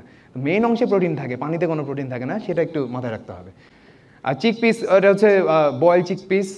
তারপরে কুকড সয়াবিনের বড়ি, যেটা এটা হচ্ছে সয়া চাংস হবে। সয়া চাংস দিয়েছি কিনা জানি না, কিন্তু খুব বেশি খাবেন না। সয়াবিনের যত ধরনের প্রোডাক্ট আছে সেটা হচ্ছে পুরুষের শরীরে মহিলাদের ইস্ট্রোজেন হরমোন বিল্ড করতে শুরু করে, কিন্তু খুব বেশি না, স্বাভাবিক সামান্য পরিমাণে খেলে কোনো সমস্যা নাই। অনেক বেশি পরিমাণে খেলে পুরুষের শরীরে মহিলাদের বৈশিষ্ট্য আসতে শুরু করবে আস্তে আস্তে। যারা অনেক বেশি খায় দেখবেন অনেকে আছে না, ওপেনলি বলি যে অনেকে আছে দেখবেন যে চেস্টের নেপেল বড় হয়ে যায় পুরুষ মানুষেরই। রিজনটা কি, তার ইস্ট্রোজেন হরমোন বিল্ড হয় শরীরে। সে এমন ধরনের একটা লাইফস্টাইলে আছে যার কারণে তার শরীর ইস্ট্রোজেন বিল্ড করছে। তো সেটা করা যাবে না। কিছু কিছু খাবার আছে সেগুলোতে এই জিনিসটা হয়। কেউ জেনেটিক্যালি পান, কেউ হচ্ছে লাইফস্টাইলের কারণে পান এই জিনিসটা। দেশি চিকেন লেখা আছে, এখানে ব্রয়লার চিকেনও খাওয়া যাবে। খুব ভালো মতো ধুতে হবে, পরিষ্কার করতে হবে। যদি নিজের বাসায় পালিত হয় বা খুব ট্রাস্টেবল সোর্স হয় সেক্ষেত্রে ব্রয়লার চিকেন খাওয়া যাবে। চিকপিস আবার আসছে, গরুর দুধ। কারো গরুর দুধে ল্যাকটোজ ইনটলারেন্টের প্রবলেম আছে, কেউ গরুর দুধ হজম করতে পারেন না, সেক্ষেত্রে ছাগলের দুধ ট্রাই করতে পারেন যদি পাওয়া যায় কোথাও। কারণ গরুর দুধ হজম হতে 3 থেকে 4 ঘন্টা লাগে, ছাগলের দুধ মাত্র 20 মিনিটে হজম হয়ে যায়। কারণ গরুর দুধে যে ফ্যাটের মলিকিউল থাকে সেগুলো বড় হয় ছাগলের দুধের তুলনায়। ছাগলের দুধে খুব কম মানে বড় হয়, খুব সামান্য পরিমাণে ক্ষুদ্র হয়। তো সেই কারণে ছাগলের দুধ খুব দ্রুত হজম হয়ে যায়, কিন্তু নিউট্রিশন সেম থাকে, গরুর দুধ আর ছাগলের দুধের সেম। আর দইটা খুবই ইম্পর্টেন্ট। আপনারা জানেন যে দইয়ে এক ধরনের উপকারী ব্যাকটেরিয়া থাকে, ল্যাক্টোব্যাসিলাস আর স্ট্রেপ্টোককাস। আরও অনেক ধরনের উপকারী ব্যাকটেরিয়া থাকে, এর ভিতরে 2টার নাম সব থেকে পপুলার। এগুলো হচ্ছে আমাদের পেটের ভিতরে কিছু ব্যাকটেরিয়া জীবিত অবস্থায় থাকে। তো দুনিয়াতে পাওয়া অন্যতম প্রোবায়োটিক খাবার সেগুলোকে বলা হয়, যেখানে আমাদের পেটের ভিতরে যে উপকারী ব্যাকটেরিয়া থাকে সেটা ওই প্রোবায়োটিক খাবারে জীবিত অবস্থায় থাকে। তার ভিতরে টক দই সব থেকে ভালো। এবং কলা হতে হবে হালকা পাকা, যেটা হচ্ছে কলা খায় না মনে অনেকে। যদি কলা যত বেশি পাকা হবে সেখানে চিনির পরিমাণ তত বেশি হবে, ফাইবারের পরিমাণ তত কম হবে। কলাকে হতে হবে হালকা পাকা, মানে কেবল পাকছে এরকম কলা যদি আপনি খান তাহলে আবার প্রোবায়োটিক পাবেন, মানে পুষ্টিটা বেশি পাবেন। কিন্তু যেটা একদম পেকে গেছে গলার মতো সেটা খাওয়া যাবে না, সেটা একদম চিনির মতো করে কাজ করবে আপনার শরীরে। এই জিনিসটা খেয়াল রাখবেন কলা খাবার ক্ষেত্রে, এই ব্যাপারটা খুবই গুরুত্বপূর্ণ। মাসল প্রোটিন সিনথেসিস, এটা বোঝা খুব জরুরি। অনেক আছে না বিয়ে দাওয়াতে যে প্রোটিনের চাহিদা পূরণ করি আমরা ম্যাক্সিমাম সময়, প্রয়োজনের তুলনায় বেশি করে মাংস খাও। তা আমাদের শরীরে কিন্তু একটা প্রোটিন অ্যাবজর্ব করার একটা ক্ষমতা আছে। যদি কেউ একদমই এক্সারসাইজ না করে, অ্যাভারেজ অ্যাডাল্ট, তাহলে 20 থেকে 30 গ্রাম প্রোটিন এক বসাতে শেষ করতে পারবে। 100 গ্রাম মাংসতে 31 গ্রাম প্রোটিন থাকে। তার মানে 100 গ্রাম মাংস খেলে কিন্তু আপনার ওইটুকুই অ্যাবজর্ব হবে, আর বাকিটুকুটা অ্যাবজর্ব হবে না। মানে বাকিটুকুটা কী হবে, বাকিটুকুটা আপনার ওয়েস্ট হতে। তবে হ্যাঁ, কিছু কিছু খাবার আছে 3 ঘন্টা 4 ঘন্টা যাবত হজম হয়, যেমন গরুর মাংস 3 ঘন্টা লাগে, মুরগির মাংস 2 থেকে 3 ঘন্টা লাগে। তার মানে আপনি যদি মুরগির মাংসতে প্রতি 100 গ্রাম মুরগির মাংসে 31 গ্রাম প্রোটিন থাকে, আমরা ধরে নিচ্ছি 30 গ্রাম, আর মুরগির মাংস হজম হতে 2 থেকে 3 ঘন্টা কাছাকাছি সময় লাগে। তার মানে আপনি 300 গ্রাম মুরগির মাংস যদি খান, সেটা আপনাকে আগামী 3 ঘন্টা যাবত আপনার বডিতে আস্তে আস্তে করে অ্যাবজর্ব করবে আপনার বডি। তো এইভাবে বুঝতে হবে, এইটা আপনার বেসিক লাইফে কোনো কাজে দিবে না, কারণ বেসিক লাইফে আমরা চিন্তা করি এত কিছু চিন্তা করি না। আমরা যখন দাওয়াতে যাই, ইনফ্যাক্ট আমিও পেট ভরে খাবার খাওয়ার চেষ্টা করি, কারণ গিফট তো দিয়েছি, খেতে তো হবে, তাই না? রেগুলার যারা জিম গোয়ার তারা একটু বেশি অ্যাবজর্ব করতে পারে, যারা মাসল লসের রিস্ক আছে তারাও বেশি খেতে পারে একসাথে, আর যারা হরমোন ইউজ করে প্রফেশনাল বডি বিল্ডার বা অ্যাথলেট তারা এর ডাবল খেতে পারে। ওখানে আমরা আসছি না, এরপরে যাই ডেইলি মুভমেন্ট অ্যান্ড এক্সারসাইজ। এবার আসি এক্সারসাইজ সম্পর্কে কথা বলতে। বেসিক কিছু জিনিস দেওয়া আছে, মানে 20 থেকে 30 মিনিট বডি ওয়েট এক্সারসাইজ, অর্থাৎ আপনার জিমে যাওয়া দরকার নাই। আমি কিন্তু আমাদের জিম আছে, জিমের বিজনেস আছে, কে কে জানেন এখানে? মানে জানতেন, কয়েকজন জানেন, তাহলে আপনারা কোথায় জানতে পেরেছেন? আমরা তো কিন্তু কোথাও প্রমোট করি না, হয়তো বা পার্সোনাল আইডি বা অন্য কারোর মাধ্যমে জানতে পেরেছেন। তো আমরা কোথাও প্রমোট করি না, তো আমরা কিন্তু জিম এখানেও বলছি না যে জিম করতে হবে, যেহেতু আপনাদের উপরে জিম আছে তাই বলছি যে জিমে যান। যদি না থাকে বাসাতেই এক্সারসাইজ করতে পারেন। কী কী এক্সারসাইজ করবেন আমরা কিছুক্ষণ পর ট্রেনারকে ডাকছি উপরে, বাসাতে কীভাবে কোনো ইকুইপমেন্ট ছাড়া এক্সারসাইজ করবেন সেগুলো দেখার জন্য। এখানে কিছু এক্সারসাইজের নাম দেওয়া আছে, সেগুলো আমরা পরে দেখিয়ে দিচ্ছি। জগিং করতে পারেন, স্কোয়াট করতে পারেন, কিন্তু জগিংয়ের পরিমাণ কম হতে হবে। আমি রিসেন্ট একটা ভিডিও বানিয়েছি, অনেকে হয়তো বা জগিং নিয়ে দেখবেন, তো ওখানে আবার যারা জগিং করে তারা আবার একটু মাইন্ড করেছে যে হচ্ছে ভাই আপনি জগিংকে খারাপ বললেন। আমি ওখানে জগিংকে খারাপ বলিনি, আমি বলেছি যে অনলি জগিং করা খারাপ, অন্য ব্যায়াম না করে, কারণ মাসল লস হয়। এটা প্রত্যেকটা আপনারা দেখবেন না, ম্যারাথন রেস যারা খেলে তারা দেখবেন না লিকলিকে শরীরে হয়, খুব পাতলা, কিন্তু কখনো দেখেছেন উসেন বোল্টের মাসল দেখেছেন কত বেশি? জোরে দৌড়ালে আমাদের গ্রোথ হরমোন টেস্টোস্টেরন বিল্ড হয় পুরুষের শরীরে, মহিলাদের ইস্ট্রোজেন সেন্সিটিভিটি বাড়ে, মানে ইস্ট্রোজেন যে হরমোন আছে মহিলাদের সেটা হচ্ছে এত বেশি সেন্সিটিভ হয়ে যায় যে আমাদের এই যে পিসিএস হওয়ার সম্ভাবনা কমে যায়, পিরিয়ডসটা ঠিকঠাক মতো হয় মহিলাদের। এই জন্য মহিলাদেরকে এমন সব ব্যায়াম করতে হয় যেটা তার বডিকে চ্যালেঞ্জ করে, অর্থাৎ সে আগে কখনো করেনি। জোরে দৌড়ানোর যখন আমরা চেষ্টা করছি তখন আমরা প্রত্যেকবার আগের তুলনায় জোরে দৌড়ানোর চেষ্টা করি সর্বোচ্চ শক্তি দিয়ে। যখন আমরা জিমে গিয়ে এমন একটা ওয়েট তুলছি যেটা আমরা আগে কখনো করিনি, সেটাও আপনার ইস্ট্রোজেনকে ভালো মতো অ্যাবজর্ব করবে, আপনার বডিতে ভালো মতো ফাংশন করবে, আর ছেলেদের টেস্টোস্টেরন বাড়াবে।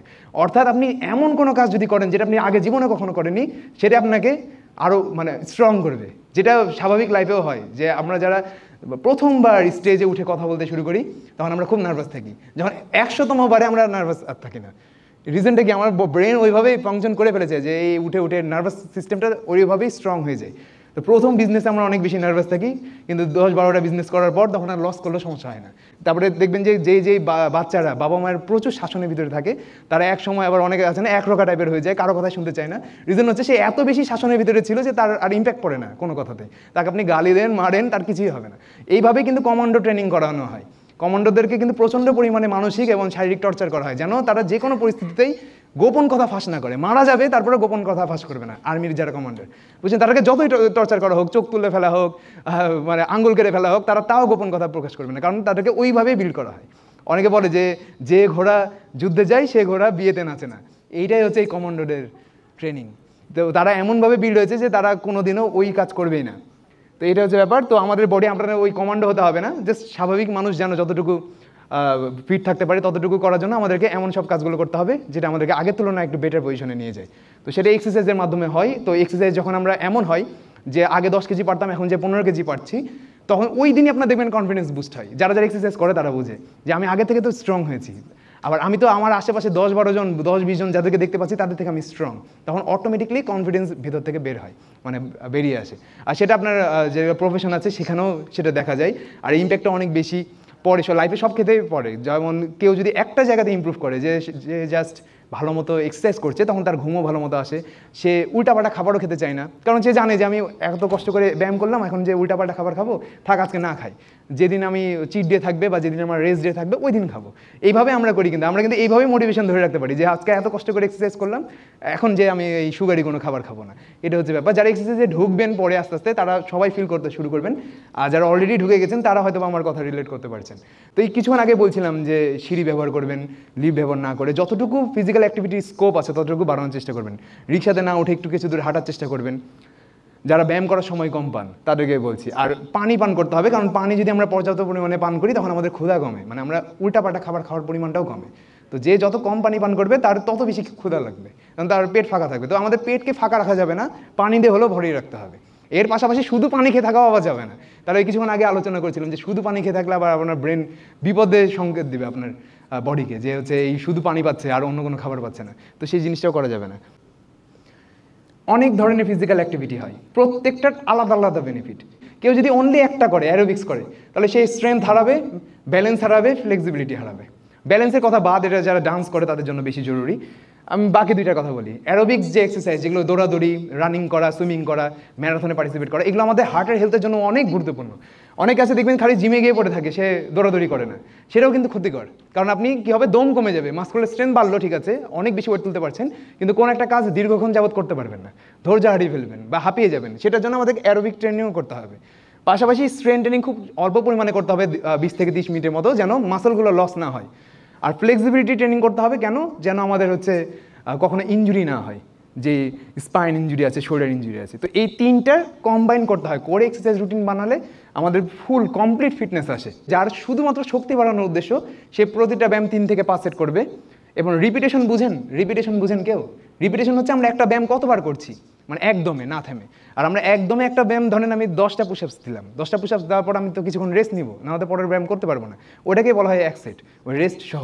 তো একটা ব্যায়াম 3 থেকে 5 সেট। কেউ যদি হচ্ছে হাইপারট্রফি, মানে দুইটাই চাই, মানে ইন্ডুরেন্সও চাই, হাইপারট্রফিও চাই, স্ট্রেংথও চাই, তখন সে হচ্ছে 3 থেকে 5 সেট করবে। এবং যদি সে বলে যে না ভাই আমার জাস্ট দম বাড়ানোটা বেশি জরুরি, আমি জাস্ট, যারা ম্যারাথন রেসার, যারা বলে যে ভাই আমি দম বাড়াবো, তারা 2 থেকে 3 সেট করবেন। মানে রেজিস্ট্যান্স ওয়ার্কআউট, যেগুলো ডাম্বল বার বলো, ম্যারাথন রেসারদেরকে ডাম্বল বার বলে ইউজ করতে হবে। যদি উদ্দেশ্য থাকে আমি ম্যারাথনে ভালো করবো, রানিংয়ে ভালো করবো, তাহলে তাদের ট্রেনিং মডেলটা এরকম হবে, এমন একটা ওয়েট নিতে হবে যেন 12টা থেকে 20টার মধ্যে তার রিপিটিশন থাকে। যারা বলে যে ভাই আমি সাধারণ মানুষ, আমি কোনো অ্যাথলেট না, মানে স্বাভাবিক মানুষ, আমার দুইটাই দরকার, আমার মাসকুলার স্ট্রেংথও দরকার, আমার দমও দরকার, ইন্ডুসের দরকার, তারা কী করবে, মিডিলে করবে, এমন একটা ওয়েট নেবে যেন 6টা পারে মিনিমাম। অনেক আছে না, এমন একটা ওয়েট নিয়ে যাই, তুলতে যাই, একটাও হয় না, ইনজুরি হয়, মানে হয় কিন্তু সেটা হয় ইনজুরি, মানে একটা রেপসও হয় না। তো এমন একটা ওয়েট নিতে হবে যেন মিনিমাম 6টা হয়, ম্যাক্সিমাম 12টা হয়। মানে এমন ওয়েট নেওয়া যাবে না যে 1 কেজি ডাম্বল নিয়ে আমি 50টা করছি, সেটাতে কোনো কাজে দেবে না, 12টার ভিতরে থাকতে হবে। আর 1 থেকে 2 মিনিট রেস্ট থাকবে প্রত্যেকটা সেটের মাঝখানে। এটা হচ্ছে জেনারেল রুটিন, যেটা আপনাদের জিমে দেওয়া আছে আমাদের ট্রেনারের মাধ্যমেই। কেউ যদি জাস্ট 2 দিন ব্যায়াম করেন, একদিন আপার বডি লোয়ার বডি করতে পারেন। আমি বেশি আলোচনা করছি না এখানে, যেহেতু এই স্লাইডটা আপনাদেরকে দিয়ে দিব আর আপনাদের জিমে ট্রেনার আছে, তাই এটাকে যত পারা যায় শর্ট করার চেষ্টা করি। তো আমরা যদি মনে করি যে কোনো একটা বডি পার্টের এক্সারসাইজ করবো আর চর্বি কমে যাবে, ব্যাপারটা এরকম না। চর্বি কমার জন্য আমাদেরকে ফুল বডি এক্সারসাইজই করতে হবে। আমাদের বডিটা একটা সুইমিং পুলের মতো, যদি ধরি সুইমিং পুলের যদি কোনো একটা জায়গা থেকে পানি তুলি আমরা উপরে, তাহলে সব জায়গা থেকেই আমরা কিন্তু রেজাল্টটা দেখতে পাই। সবার প্রথমে রেজাল্ট কোথায় দেখতে পাই? অগভীর জায়গায়, যেখানে বাচ্চারা খেলাধুলা করে, সিঁড়ি আছে সেখানে। সবার লাস্টে যেখানে জাম করা জায়গা আছে সেখান থেকে কমে।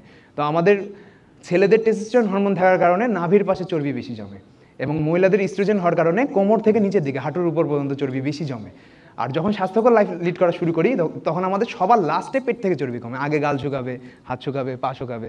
আপনি দেখবেন অনেক সময় যারা ডায়েট করেন বা এক্সারসাইজ করেন, এক্সারসাইজ করলে সাথে সাথে মুখ শুকিয়ে যায়, মুখ শুকিয়ে যায় সবার আগে। কারো কারো জেনেটিক্যালি মুখ গোল থাকে, তাদের শুকাতে চায় না, কিন্তু অন্য অন্য বডি পার্ট কমে, পেট কমতে চায় না। রিজনটা হচ্ছে এটা হরমোনাল কারণ কি, এখানে দেখেন আমাদের পুরুষের শরীরে কিন্তু এক ধরনের এনজাইম থাকে, যেটাকে অ্যারোমাটেজ বলে। এই এনজাইমটা কখন বিল্ড হয়? যখন আমরা চর্বি একটু বেশি বাড়িয়ে ফেলি, মানে তলপেটে চর্বি, আনহেলদি খাবার খাই, তখন আমাদের পুরুষের শরীরে ওই অ্যারোমাটাইজ এনজাইম ইস্ট্রোজেন হরমোন বিল্ড করতে শুরু করে, মানে টেস্টোস্টেরনকে ইস্ট্রোজেন হরমোনে রূপান্তর করে দিতে শুরু করে। ইস্ট্রোজেন হরমোনের ধর্ম হলো শরীরে একটু ফ্যাট বেশি থাকবে, যার কারণে মেয়েরা একটু সফট হয়, ছেলেরা একটু হার্ড হয়। যে ছেলে যত বেশি পরিশ্রমী, তার শরীর দেখবেন ওই লেবারদের মতো তত বেশি হার্ড হয়ে যাবে। কারণ আমাদের ব্রেন ডিটেক্ট করতে পারে না যে আপনি পুরুষ না মহিলা। আমাদের ব্রেন ফিল করে যে এই পুরুষ, ঠিক আছে, কিন্তু শরীরে যেহেতু চর্বি বেশি, চর্বি তো মেয়েদের বৈশিষ্ট্য, মানে চর্বি বেশি হয়, তো ব্রেন ইস্ট্রোজেন হরমোন বিল্ড করতে শুরু করে। এটা কিন্তু খুবই ভাইটাল একটা জিনিস। এবং আমি ট্রেনারকে একটু ডেকে নিচ্ছি, চলে আসো। এর মাঝে আমি স্লাইডও এগিয়ে যাচ্ছি, সমস্যা নেই, নেক্সট স্লাইডে যাই। আচ্ছা, যারা দৌড়াই বা এক্সারসাইজ করি, তারা কি করব, আমরা মধু পান করতে পারি পানির সাথে মিশিয়ে। সেটা আমাদের 30% লেগে স্ট্রেংথ বাড়ায়, সোরনেস কমায়। তো এই জিনিসটা আমরা ফলো করবো। এখানে বেসিক কিছু টিপস দেওয়া আছে, যেন আপনারা যারা এক্সারসাইজ করবেন, প্রথম দিন অনেকের ব্যথা হতে পারে, সেটা ঘাবড়াবেন না, ওষুধ খাবেন না, এই জিনিসগুলো ফলো করবেন, ব্যথা কমে যাবে। তো আমরা হচ্ছে প্রথমে দেখাই যে পুশ আপস, জাস্ট হাঁটু নিয়ে গেলে। আমরা এখানে প্রফেশনালদের ব্যায়াম দেখাবো না, যারা কখনো এক্সারসাইজ করেনি তাদেরকে দেখাবো। হ্যাঁ, এইভাবে এইটা বাসায় ট্রাই করবেন সবাই, হাঁটু নিচে রেখে ভিডিও করতে পারেন। হ্যাঁ, যে কোনো দিনও করেননি সে একটা করলেই রেজাল্ট পাবেন, 1 মাস করার পরেই দেখবেন রেজাল্ট আসছে। যে অনেকদিন থেকে এক্সারসাইজ করছেন তার আবার কোনো কাজে দেবে না। মানে যেটাই হাইপারট্রফি কনসেপ্ট, অর্থাৎ আমাদের ব্রেন এমন কোনো একটা মুভমেন্ট যদি ডিটেক্ট করে যেটা আমরা আগে করিনি, আমরা আগে থেকে স্ট্রং হয়ে যাই, ওই মুভমেন্টটা যেন পরের বার ভালো মতো করতে পারি। যেদিন আপনি একটু মোটামুটি আপনার স্ট্রেংথ চলে আসবে, সেদিন আমরা নর্মাল পুশআপস করবো। নর্মাল পুশআপস দেখি, যখন আমরা মোটামুটি স্ট্রেংথ চলে আসবে তখন আমরা এটা করবো, তার আগ পর্যন্ত আমরা নিতেই পুশআপ করবো। কেউ কেউ আছে একদমই শক্তি নাই, তারা আমরা ওয়াল পুশআপস দেখবো। এখানে ওয়াল আছে মনে হয়, ওই কর্নারে আছে, সমস্যা নাই, দেখতে তো পাচ্ছেন মনে হয়, নাকি প্রোগ্রামিং করে করে চোখের পাওয়ার কমে গেছে একদম? কেউ আছেন? দেখেন ওয়ালে হাত দিয়ে আমরা করবো এইভাবে বাসাতে, যারা একদমই পারেন না। হ্যাঁ চলে আসি, এবার আমরা লাঞ্জেস করবো পায়ের স্ট্রেংথের জন্য। এটা বাসার বারান্দায়, ছাদে আমরা করতে পারি, হেঁটে হেঁটে চলে যেতে পারি। যদি বাসায় জায়গা বেশি কম না থাকে কারো কারো, তাহলে আপনারা কী করবো, যারা হলে থাকে মেসে থাকে তারা এক জায়গায় দাঁড়িয়ে করবো, একবার রাইট লেগ একবার লেফট লেগ। এবার নর্মাল স্কোয়াট, এবার এটাকে বলা হয় নর্মাল স্কোয়াট, যেটা আমি ওই যে চার্টে দিয়ে দিয়েছি, আপনারা যখন স্লাইডটা নিয়ে নেবেন তখন এই এক্সারসাইজগুলোর নামগুলো দেওয়া আছে। এটা জাস্ট যারা কোনো রকম জিম না করে, কোনো রকম এক্সট্রা এফোর্ট না দিয়ে বাসাতে থেকে ফিট হতে পারেন তাদের জন্য। আর আরেকটা এক্সারসাইজ আছে যেটা হচ্ছে বেঞ্চ ডিপস, কিন্তু এখানে একটা চেয়ার লাগবে। কেউ দিতে পারবেন? চেয়ার দিন, চেয়ার দিন, যতটুকু হয়। আমি ধরছি, চেয়ার পড়বে না, সমস্যা নেই। এটা চেয়ার, টুল, সোফা, যে কোনো কিছুতে আপনারা করতে পারেন। হ্যাঁ ধরছি আমি।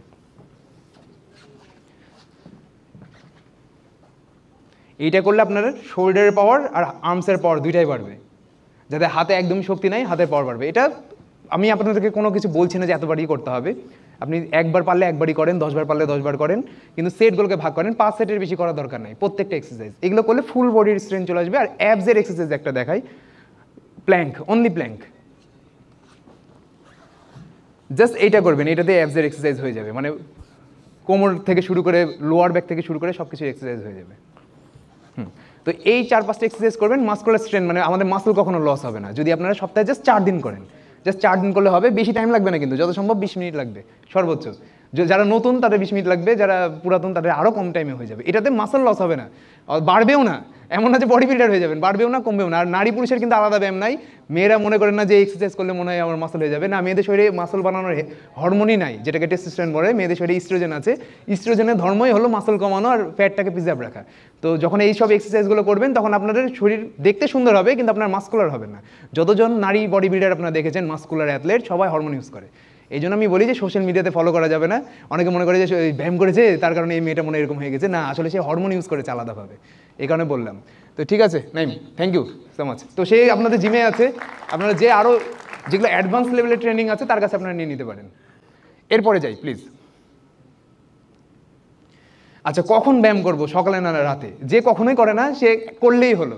আর যে করে, দুইটার ক্ষেত্রে আলাদা আলাদা দুইটা বেনিফিট আছে। মানে সকালে করলে কিছু আলাদা বেনিফিট পাবেন। এই ক্ষেত্রে আপনাকে কী করতে হবে, যে কষ্ট করে সকাল থেকে ঘুম থেকে উঠতে হবে। অনেক সময় মিস হয়ে যেতে পারে, ঘুম নাও ভাঙতে পারে। তবে যারা প্রফেশনে আছেন বিভিন্ন ধরনের, যারা সময় পান না, তারা সকালে করা ভালো।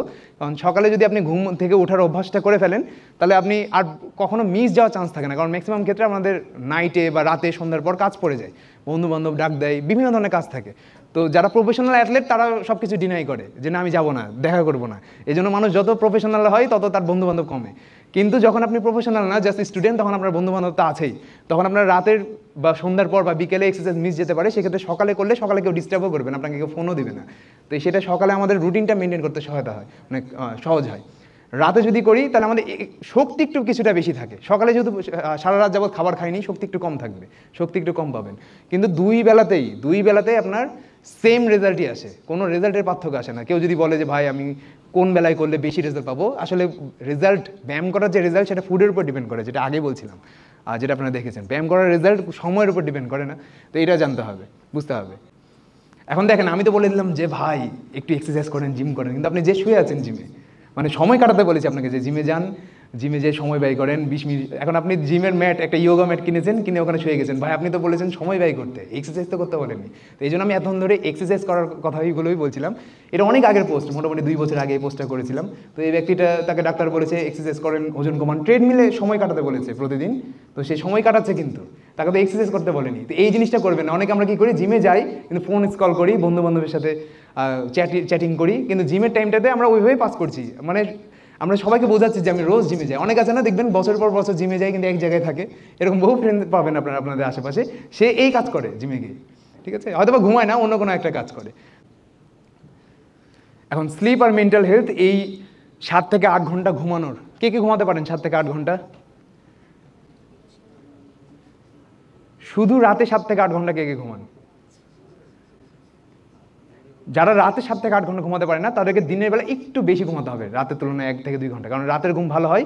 রাতের ঘুম, রাত আর দিন ঘুম বলে কিন্তু পার্থক্য নাই খুব একটা বেশি, কিন্তু হ্যাঁ রাতে ঘুমাতে পারলে বেটার। কিন্তু দিনের বেলাও যদি আপনি সেম এনভায়রনমেন্ট ক্রিয়েট করতে পারেন, যারা ভিডিও দেখেছেন আমার অনেকে, তারা দেখবেন এরকম আমি একটা কন্টেন্ট বানিয়েছিলাম যে সেম যদি এনভায়রনমেন্ট ক্রিয়েট করতে পারেন, যে বাসায় এমনভাবে এনভায়রনমেন্ট ক্রিয়েট করেছেন যে রাতের মতো পরিবেশ মনে হচ্ছে, বাইরে থেকে কোনো আওয়াজ আসছে না, গাড়ির কোনো হর্ন আসছে না, এবং আপনার ঘুম কিছুক্ষণ পর পর ভেঙে যাচ্ছে না, সেক্ষেত্রে আপনি টোটাল কমপ্লিট বেনিফিট পাবেন। যদি রাতের বেলায় এমন একটা এনভায়রনমেন্টে থাকেন যেখানে আপনার বাইরে থেকে আওয়াজ আসছে, ফোন আসছে, সেক্ষেত্রে আপনি কমপ্লিট বেনিফিট পাবেন না। অর্থাৎ এনভায়রনমেন্টটা বেশি জরুরি। এনভায়রনমেন্ট যদি ঠিক থাকে, রাত আর দিন পার্থক্য নাই। আপনারা দেখবেন যে অনেক এখনকার যুগে ম্যাক্সিমাম যত সফল প্রোগ্রামার আছে, পাশাপাশি ফিট প্রোগ্রামার আছে, তারা কিন্তু রাতেই কাজ করে ম্যাক্সিমাম ক্ষেত্রে, কিন্তু ফিটও থাকে কীভাবে, তারা ঘুমটাকে প্রায়োরিটি দেয় বেশি। আমি কিছুদিন আগে একটা জানার পড়ছিলাম, বিভিন্ন ভিডিওতেও বলেছি যে একটা উদ্যোক্তাকে বলা হয়েছিল, সে বিলিনিয়ার, তাকে বলা হয়েছিল যে আপনার সব থেকে দামি আসবাবপত্র কোনটা, তো সে বলছে আমার বেড। আর সব থেকে বেশি ইনভেস্টমেন্ট সে তার বেডরুমে করেছে, কারণ তাকে প্রতিদিন 8 ঘন্টা বেডরুমে কাটাতে হয়। সে কিন্তু অফিসের টেবিলে 2 থেকে 3 ঘন্টা বসে, বাকি অন্য যে কোনো ফার্নিচার সে 1 ঘন্টার বেশি ব্যবহার করে না, শুধুমাত্র বেড সব থেকে বেশি ব্যবহার করে। তো সে সায়েন্টিফিক ওয়েতে কীভাবে কমফোর্টেবল বেড তৈরি করা যায়, সেইভাবে ফিজিশিয়ানের সাথে, যারা হচ্ছে নিউরোলজিস্ট আছে, সাইকোলজিস্ট আছে, বিভিন্ন মানুষের সাথে কথা বলে, তারপরে যারা ইন্টেরিয়র ডিজাইনার আছে, সবার সাথে কথা বলে সে একটা এমন বেডরুম তৈরি করেছে যেখানে তার ভালো ঘুম আসে। কিন্তু হ্যাঁ, ভালো ঘুমটা আবার অনেকটা লাইফের গ্র্যাটিটিউডের উপরেও আসে। আপনি যদি খুব বেশি দুশ্চিন্তায় থাকেন, তাহলে আপনি যতই কমফোর্টেবল জায়গায় থাকেন, ভালো ঘুম হবে না। আবার যদি আপনার লাইফে কোনো দুশ্চিন্তা না থাকে, তাহলে দেখবেন যে রাস্তাতেও আপনি ঘুমিয়ে যাবেন। তো এই রাত 11টার আগে ঘুমাতে আমি বলছি না আপনাকে, এটা সাধারণ মানুষ যারা প্রোগ্রামার না তাদের জন্য, যদি পারেন ভালো, যদি দিনের বেলা কাজ করতে পারেন তাহলে আরও ভালো। সোশ্যাল মিডিয়া ইউজ করা যাবে না, যখনই ঘুমান, সেটা দিনে হোক রাতে, তার আগে সোশ্যাল মিডিয়াটা ইউজ করবেন না, একটু কমাবেন। কারণ আমরা জানি যে আপনারা প্রোগ্রামিং শেষ করে মনে হয় বিছানায় লাভ দেন না অনেকে, কে কে আছেন যে কাজ শেষ, আবার কেউ কাজ করতে করতেও ঘুমিয়ে যান অনেকে। তো সেটাতে কী হয় যে আমাদের ব্রেন, আমি হয়তো বা ঘুমিয়ে গেছি, আমাদের ব্রেন কিছুক্ষণ পর ঘুমায়, কারণ আমাদের ব্রেন অ্যাক্টিভ থাকে। যখনই আমরা ব্লু লাইটের সামনে থাকি, তখন আমাদের ব্রেন ফিল করে যে বাইরে এখনও রাত হয়নি, বাইরে দিনই আছে, যার কারণে আমাদের মেলাটোনিন, যেটা ঘুম আসার হরমোন, সেটা উৎপন্ন হয় না। আর এই ঘুম আসার হরমোন উৎপন্ন না হলে আমরা গভীর ঘুমে যেতে পারি না, মানে গভীর ঘুমে যেতে পারি না। মানে গভীর ঘুমের আবার কি কয়েকটা ফেজ আছে, আমরা ঘুম কিন্তু সবসময় গভীর হয় না। কখনো দেখবেন না যে কেউ একটু একটা শব্দ হলে আমরা উঠে যাই, আবার কখনো আছে যে হাত দিয়ে ডাকছে তাও উঠছি না, ওইটাকেই গভীর ঘুম বলে, যেটাতে আপনাকে হাত দিয়ে ডাকা লাগছে ওঠানোর জন্য। বহু সাকসেসফুল বিলিয়নিয়ার আছে যাদের ঘুমও ভালো হয়, কারণ কি তারা ওই হেলথকেও প্রায়োরিটি দেয়। তো এই জিনিসটা করতে হবে। শুধু ক্যারিয়ার থাকলো, আবার হাতে ধরেন যে আছে না যে ডিগ্রি, একটা বয়স পর 30-এর পর আমাদের হাতে সার্টিফিকেট আর প্রেসক্রিপশন দুইটাই চলে আসে, তা আমরা যেন এখান থেকে জাস্ট সার্টিফিকেট নিয়ে বের হই, প্রেসক্রিপশন যেন হাতে না আসে, এই জিনিসটা ট্রাই করতে হবে। এই যে দেখেন এখানে 3 ধরনের, এটাও পোস্ট করেছিলাম যে কম ঘুমালে কি হয়, 4 থেকে 5 ঘন্টা ঘুমালে আপনার চেহারা ওরকম হয়ে যাবে, সারাদিন এনার্জি থাকবে না, মেজাজ খারাপ থাকবে। যদি আপনি 7 থেকে 8 ঘন্টা ঘুমান, তাহলে আপনার স্ট্রেস হরমোন কর্টিসল কমে যাবে, ফলে এনার্জি বেশি থাকবে। আর যদি আবার বেশি ঘুমান, এর থেকে বেশি ঘুমান, যে না আমি সারাদিন খালি বিছানাতে পড়েই থাকি, সেক্ষেত্রে ইনসুলিন রেজিস্ট্যান্স বেড়ে যায়। এটা কি যে আমরা আমাদের মাসেলগুলো কিন্তু ইনসুলিন ছাড়া, ওই আপনার হচ্ছে সুগার, যেগুলো আমরা খাবার খাই কার্বোহাইড্রেটের মাধ্যমে, সেই সুগার মাসেলে পৌঁছাতে পারে না। তো এই ইনসুলিন রেজিস্ট্যান্সটাই কমে যায়, যার কারণে আমরা খাবার খেলে সাথে সাথে মোটা হয়ে যাই, অথবা আমাদের ডায়াবেটিস হওয়ার সম্ভাবনা বাড়ে, যারা অতিরিক্ত ঘুমায়। এখন হ্যাঁ, যারা ঘুমায় না অতিরিক্ত কিন্তু অনেকক্ষণ বসে থাকে, তাদেরও ইনসুলিন রেজিস্ট্যান্স ঘটে শরীরে, অনেকক্ষণ বসে থাকে তখনও এরকম হয়। তো এই জিনিসটা করা যাবে না। নেক্সট স্লাইডে যাই প্লিজ। গবেষণায় দেখা গেছে যে আমাদের ঘুম না আসার কিন্তু অন্যতম কারণ হচ্ছে দুশ্চিন্তা। আর 85% দুশ্চিন্তা আমরা এমন সব বিষয় নিয়ে করি যেটা জীবনেও ঘটবে না, এটা কিন্তু গবেষণায় দেখা গেছে। এই রিলেটেড একদম ডিসক্রাইব পোস্ট আমি করে রেখেছি, যারা সোশ্যাল মিডিয়াতে বা ইউটিউবেও পাবেন। ইউটিউবে আমি পোস্ট করি, টিকটকে করি না, টিকটকে জাস্ট ভিডিওজ আপলোড দিই। তা টিকটকে কিন্তু নাচি না, ওই একই ভিডিওজ দিয়ে দেখবেন। ইনস্টাগ্রামে দেখবেন, ওখানে ডিটেলস গবেষণার কি সোর্স সেই সহ দেওয়া আছে, ওটা পড়লে বুঝবেন। মানে 85% টাইমে আমরা এমন সব বিষয় নিয়ে টেনশন করি যেটা জীবনেও ঘটবে না। হ্যাঁ 15%, অনেকে বলে ভাই 15% তো সত্যি হয়। সত্যি হলো কি, আপনি কি আটকাতে পারবেন? আটকাতে তো পারবেন না, মানে যেটা ঘটার সেটা ঘটবে। হ্যাঁ, আপনি আগে থেকে যদি কিছু প্রিপারেশন নেন, তাহলে লাইফে প্রবলেম কম আসে। যে ব্যক্তি অল্প বয়সে অনেক ইনভেস্ট করেছে, কোনো একটা স্কিল শিখেছে, তার পরবর্তী জীবনটা ভালো কাটে। কিন্তু আপনি তো জানেন না যে পরবর্তী জীবন কেমন কাটবে, আপনি হয়তো বা কালকেও মারা যেতে পারেন, যেটা কিছুদিন আগে একটা ট্র্যাজেডি ঘটলো না, একটা স্কুলে প্লেন ক্র্যাশ করলো, তারা কেউই জানে না ছোটো ছোটো বাচ্চা পরের দিন জীবিত থাকবে না। এটা তো মানে খুবই খারাপ একটা বিষয়। তো এই জিনিসটা আসলে কি আমাদের লাইফে যে কোনো সময় হতে পারে, সবার লাইফে যে কোনো সময় ঘটতে পারে। এই কারণে ভবিষ্যৎ নিয়ে খুব বেশি টেনশন করা উচিত না। যারা কিছুদিন আগে আমি একটা ভিডিও আপলোড করেছিলাম, দেখবেন যে ছোটো বাচ্চারা কিন্তু অনেক বেশি হ্যাপি থাকে সব সময়, কারণ তারা অতীত নিয়েও খুব একটা বেশি টেনশনে থাকে না, তারা ভবিষ্যৎ নিয়েও চিন্তা করে না, প্রেজেন্ট টাইমে লিভ করে প্রত্যেকটা বাচ্চা। আপনি তাকে এখন ভালোবাসবেন, সে এখনই হ্যাপি হবে। আপনি যদি তাকে আজকে বকাঝকা করেন, সে কাঁদবে, মন খারাপ করবে, কিন্তু পরের দিন কিন্তু আপনি তাকে আদর করলে সে আবার আপনার সাথে মিশে যাবে। সে মনে রাখবে না গতদিন আমাকে একজন বকাঝকা করেছে। কিন্তু আমরা কি করি যে ছোটোখাটো একটা জিনিস আমরা মনে রাখি, যে তোকে দেখে নিব, পই পই করে হিসাব রাখবো। এই জিনিসটা করা যাবে না। যে আপনার ক্ষতি করেছে যাজ্ঞা, সমস্যা নাই, আমার লাইফে আপনার আর কোনো ভ্যালু নাই। যে আমার ক্ষতি করেছে সে যা কি করছে না করছে সেটা আমার দেখার দরকার নাই, আমার হিসাব রাখারও দরকার নাই, আমি প্রেজেন্ট টাইম নিয়ে ভাবি। তো এই জিনিসটা আমাদেরকে করতে হবে। নেক্সট স্লাইডে যাই প্লিজ। অনেকে আছে যে কথায় কথায় রাগ করেন, আবার বলেন যে রাগী মানুষের মন ভালো হয়। আসলে এই জিনিসটা পুরোপুরি ভুল। রাগী মানুষের আসলে মেন্টাল প্রবলেম থাকে, অনেক বেশি রাগ যারা করে। তো এই জিনিসটা একটু কমাতে হবে আমাদেরকে। রাগ এক্সপ্রেস করা যাবে না, ভেতরে রাখেন সমস্যা নাই, কিন্তু এক্সপ্রেস করা যাবে না। অনেকে আমরা কি করি, রাগ করে অনেক কিছু বলে ফেলি মানুষকে। তো জাস্ট 5 মিনিট যদি কেউ এক্সট্রিমলি রাগ করে থাকে কোনো একটা বিষয়ে, তাহলে পরবর্তী 4 থেকে 5 ঘন্টা তার ইমিউনিটি সিস্টেম দুর্বল থাকে। দেখবেন অনেকে আছে না, রাগে কাঁপে শরীর, এতই বেশি রাগ হয়, এটা রিজনটা কি, তার বডি রেসপন্স করতে পারে না বিভিন্ন ফাংশন। তো এই জিনিসটা করা যাবে না, এগুলো আমাকে চেষ্টা করতে হবে আস্তে আস্তে। পুরোপুরি রাগ ছাড়া, দুঃখ ছাড়া, কষ্ট ছাড়া মানুষ থাকে না, কিন্তু কন্ট্রোলে রাখা যায়।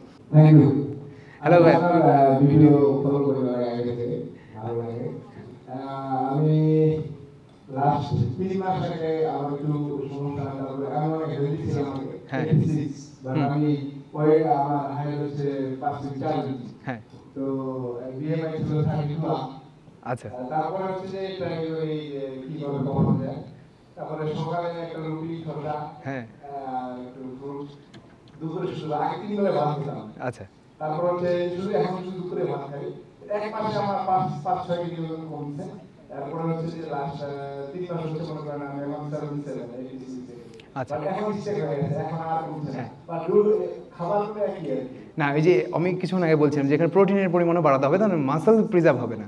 আমাদের মাসল কি জানেন, আমাদের মাসলকে প্রিজার্ভ রাখা কিন্তু খুব জরুরি। আমি কিছুক্ষণ আগে বলছিলাম, মাসল হচ্ছে একটা ব্যাটারির মতো, আমাদের রক্ত হতে সবসময় চিনি টানতে থাকে। যার শরীরে যত কম মাসল থাকবে তার শরীরে তত চর্বি জমার সম্ভাবনা বাড়ে। তার মানে বডি বিল্ডার হতে হবে না।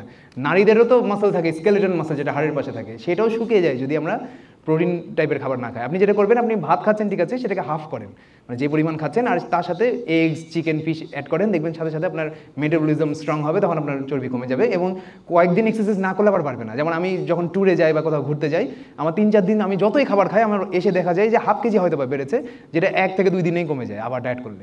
তো এরকম মেটাবলিজম স্ট্রং হতে হবে। মেটাবলিজম স্ট্রং হলে আপনি কয়েকদিন ঘুরবেন ফিরবেন, কিচ্ছু হবে না। লাইফ এনজয় করাটা বেশি ইম্পর্টেন্ট। আমি কিন্তু সব খাই, মদ গাঁজা বাদ দিয়ে, মানে মদ গাঁজা বাদ দিয়ে সব খাই, সব, এমন কোনো খাবার নাই, চকলেট থেকে শুরু করে কোল্ড ড্রিঙ্কস, মানে সব কিছু খাবার খাই, কিন্তু মানে লিমিটে।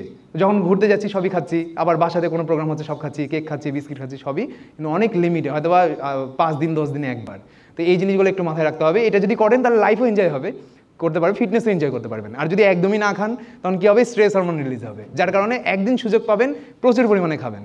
তো এটা হচ্ছে ব্যাপার। তো আমি যখন সুযোগ পাই খাবার খাওয়ার, তখন অল্প পরিমাণে খেয়ে নিই, আমার হয়ে যায় ওটাতে।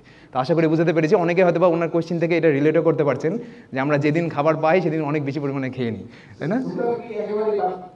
যদি টোটালি বাদ, মানে সুগার পুরাটা বাদ দেওয়ার দরকার নাই, যে কোনো ধরনের কার্বোহাইড্রেট, ভাত, রুটি, হাবিজাবি যা আছে সবই কিন্তু সুগার, বডিতে যে চিনিতে রূপান্তর হয়। বাদ দিবেন হচ্ছে প্রসেস ফুড, কারণ প্রসেস ফুডে ফাইবার থাকে না।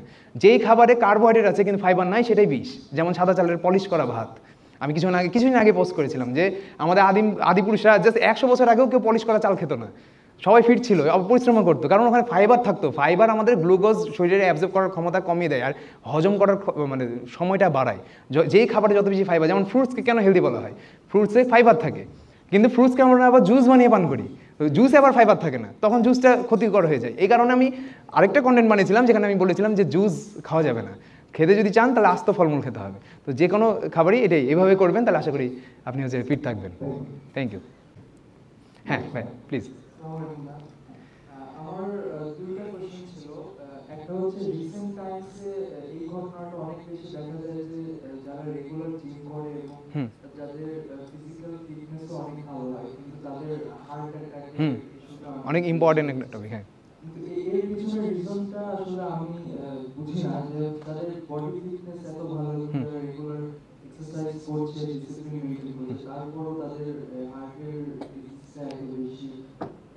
এখন দেখেন যে ওনার যেটা বলছিলাম তামিম ইকবালের একটা ইনসিডেন্ট নিয়ে আমি কথা বলছিলাম, আপনি কি শুরু থেকে ছিলেন কিনা আমি জানি না। তামিম ইকবাল যদিও মাস্কুলার বডি নাই, কিন্তু সে একটা অ্যাথলেট, পরিশ্রম করে সারাদিন।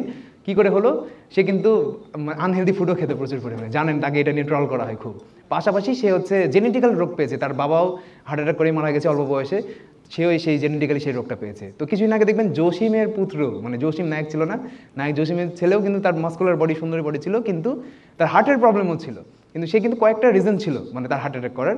হার্ট অ্যাটাক তখন হবে যখন কারো মাস্কুলার বডি, সে সারা রাত ধরে ঘুমায়নি বা অন্য কোনো একটা মানসিক টেনশনে আছে, পাশাপাশি সে খুব জোরে, তার ব্লাড প্রেশার লেভেল অনেক হাই, সে এসে খুব জোরে সোরে ব্যায়াম করা শুরু করলো, তখন আমাদের হার্ট আর ওটাকে প্রসেস করতে পারে না, আর্টারিজ যে ব্লক হয় তখন সাথে সাথে হার্ট অ্যাটাক হয়। এটা ফিট অ্যাথলেটের ক্ষেত্রেও হতে পারে যদি তার জেনেটিক্যাল প্রবলেম থাকে।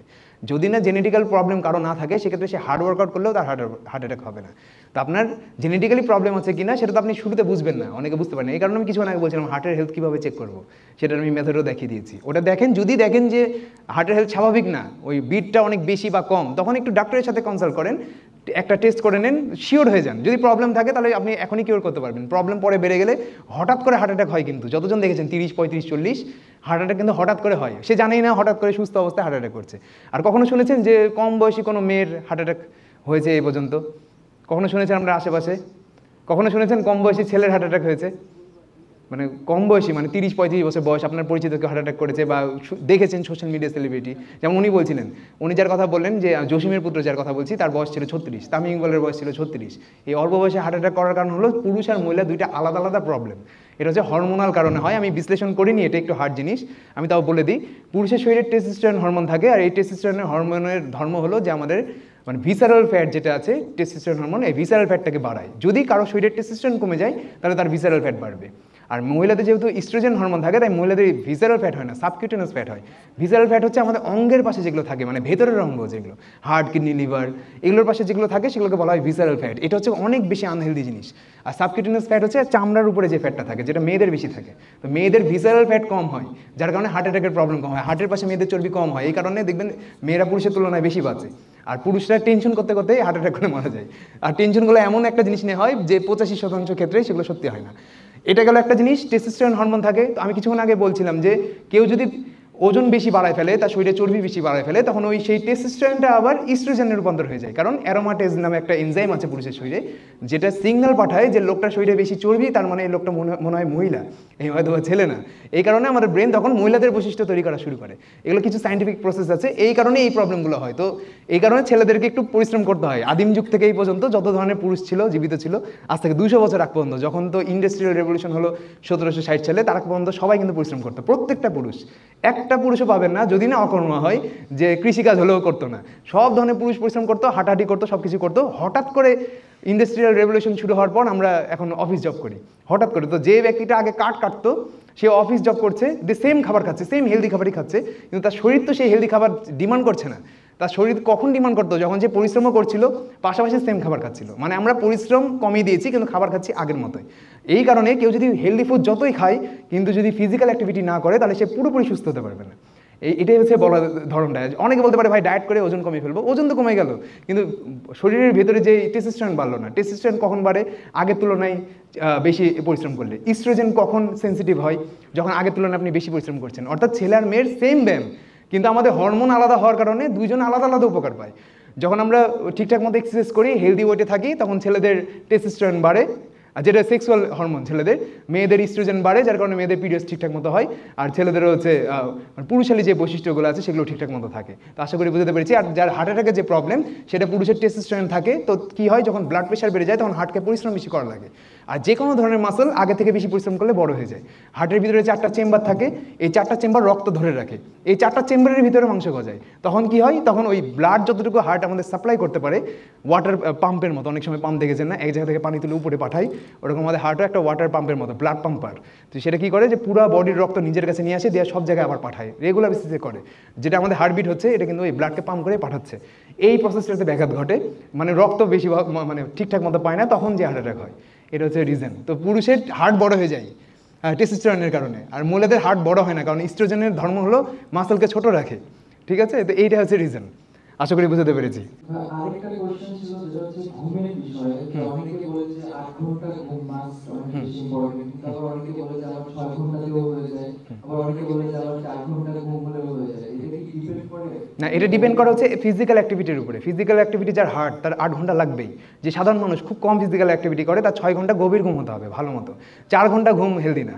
এটা যতই বলেন, যেই বলেন যে আমার 4 ঘন্টা ঘুম হয়ে যায়, হয়তো বা তার অন্য কোনো কারণে ঘুম ভেঙে যায়, দুশ্চিন্তার কারণে বা হাই ব্লাড প্রেশারের কারণে, লো ব্লাড প্রেশারের কারণে, অথবা তার হয়তো বা প্রস্রাব লাগে কিছুক্ষণ পর পর, তার কারণে তার ঘুম ভেঙে যায়। এগুলো বিভিন্ন কারণ আছে, কিন্তু 4 ঘন্টা ঘুম হেলদি না। মিনিমাম 6, অ্যাক্টিভিটি বেশি হলে 8 ঘন্টা। আর আমি ঘুমাই কতক্ষণ আমি বলি দিই, আমি 9 থেকে 10 ঘন্টা ঘুমাই সারাদিনে। খালি পড়ে থাকি হ্যাঁ সারাদিন। আর যতটুকু জেগে থাকি, ওই ধরেন আমার একটা ছোটো বাচ্চা আছে 10 মাসের বয়স, তার সাথে একটু খেলি, আর হচ্ছে এই কন্টেন্ট তৈরি করি। আর অন্য কোনো কাজ নেই, আমাদের বিজনেস আমাদের ম্যানেজাররাই হ্যান্ডেল করে। আগে করতাম বিজনেস হ্যান্ডেল, আগে খুব বিজনেসের নিয়ে কাজ করতাম। এখন শুধুমাত্র কন্টেন্ট ক্রিয়েশন করি, যেটা পারি সব থেকে ভালো সেই জিনিসটাই করি, যেটা হচ্ছে আসলে দুনিয়ার নিয়ম, যে যেটা সব থেকে ভালো পারবেন সেটা করেন, আর বাকিগুলোকে আউটসোর্স করেন। এটাই হচ্ছে রিজন। তো আশা করি আপনি অ্যান্সার পেয়েছেন। Thank you.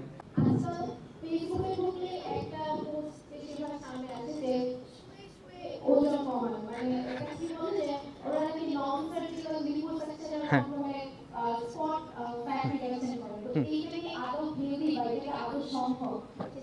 না এটা সম্ভব কেন? কারণ রেজাল্ট আমরা অনেকে দেখেছি, এটা কিন্তু করা যায়। কিন্তু হেলদি আনহেলদির ব্যাপারটা না, হেলদি হবে যদি ওটা করার পর লাইফস্টাইল ঠিক করে ফেলেন।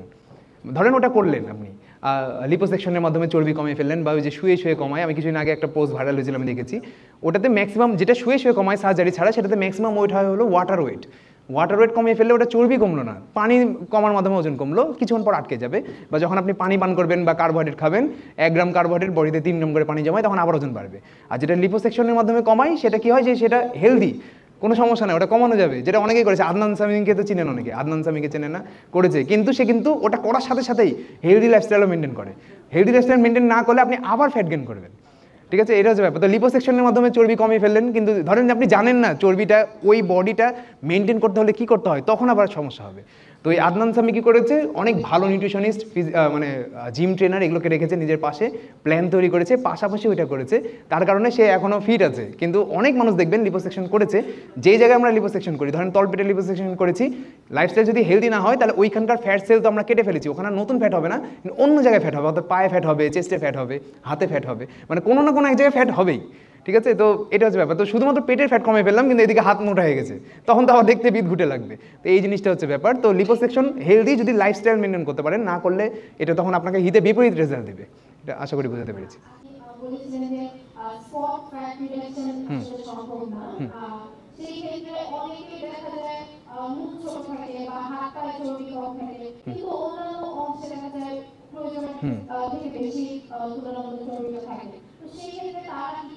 এখন দেখেন, 2 ধরনের আমি বললাম, যে পুরুষের টেস্টোস্টেরনের কারণে পেটে চর্বি বেশি জমে, মহিলাদের ইস্ট্রোজেনের কারণে কোমর থেকে হাঁটু পর্যন্ত বেশি চর্বি জমে। তো এটা যেটা করতে হবে, ফুল বডি ওয়ার্কআউটই করতে হবে। কারণ আমাদের যখন আমরা ক্যালোরি বার্ন করছি শ্বাস প্রশ্বাসের মাধ্যমে, যখন আমরা এমন কোনো ফিজিক্যাল অ্যাক্টিভিটি করছি যেটার কারণে আমাদের প্রচুর পরিমাণে অক্সিজেন গ্রহণ করা দরকার হচ্ছে, তখন অটোমেটিক সেই অক্সিজেন ফ্যাট তো ট্রাইগ্লিসারাইড রূপে থাকে, যেটা শুরু থেকে যারা ছিলেন তারা শুনেছেন, সেটাকে অটোমেটিক বার্ন করে শ্বাস প্রশ্বাসের মাধ্যমে।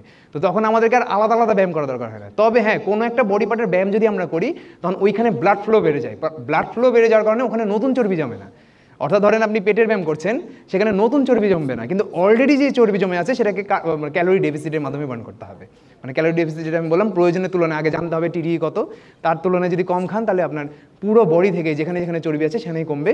আর মহিলাদের একটু লেগ সাইডে রেজাল্টটা একটু লাস্টে আসবে, আর ছেলেদের লেগ সাইড পেটের যে চর্বিটা, সেটা লাস্টে রেজাল্টটা দেখতে পাবেন, হরমোন আলাদা হওয়ার কারণে। এটাকে কখনোই ইয়ে করা যায় না, কোনো উপায় নাই এটা ছাড়া চর্বি কমানোর।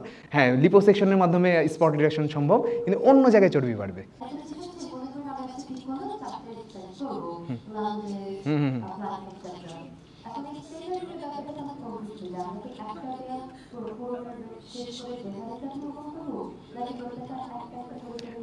যেমন ধরেন আপনি লাঞ্জেস করছেন, লাঞ্জেসই করবেন 5 সেট প্রথমে, মানে 1 সেট করার পর 2 থেকে 3 মিনিট রেস্ট, এভাবে 5 সেট কমপ্লিট করার পর অন্য ব্যায়াম।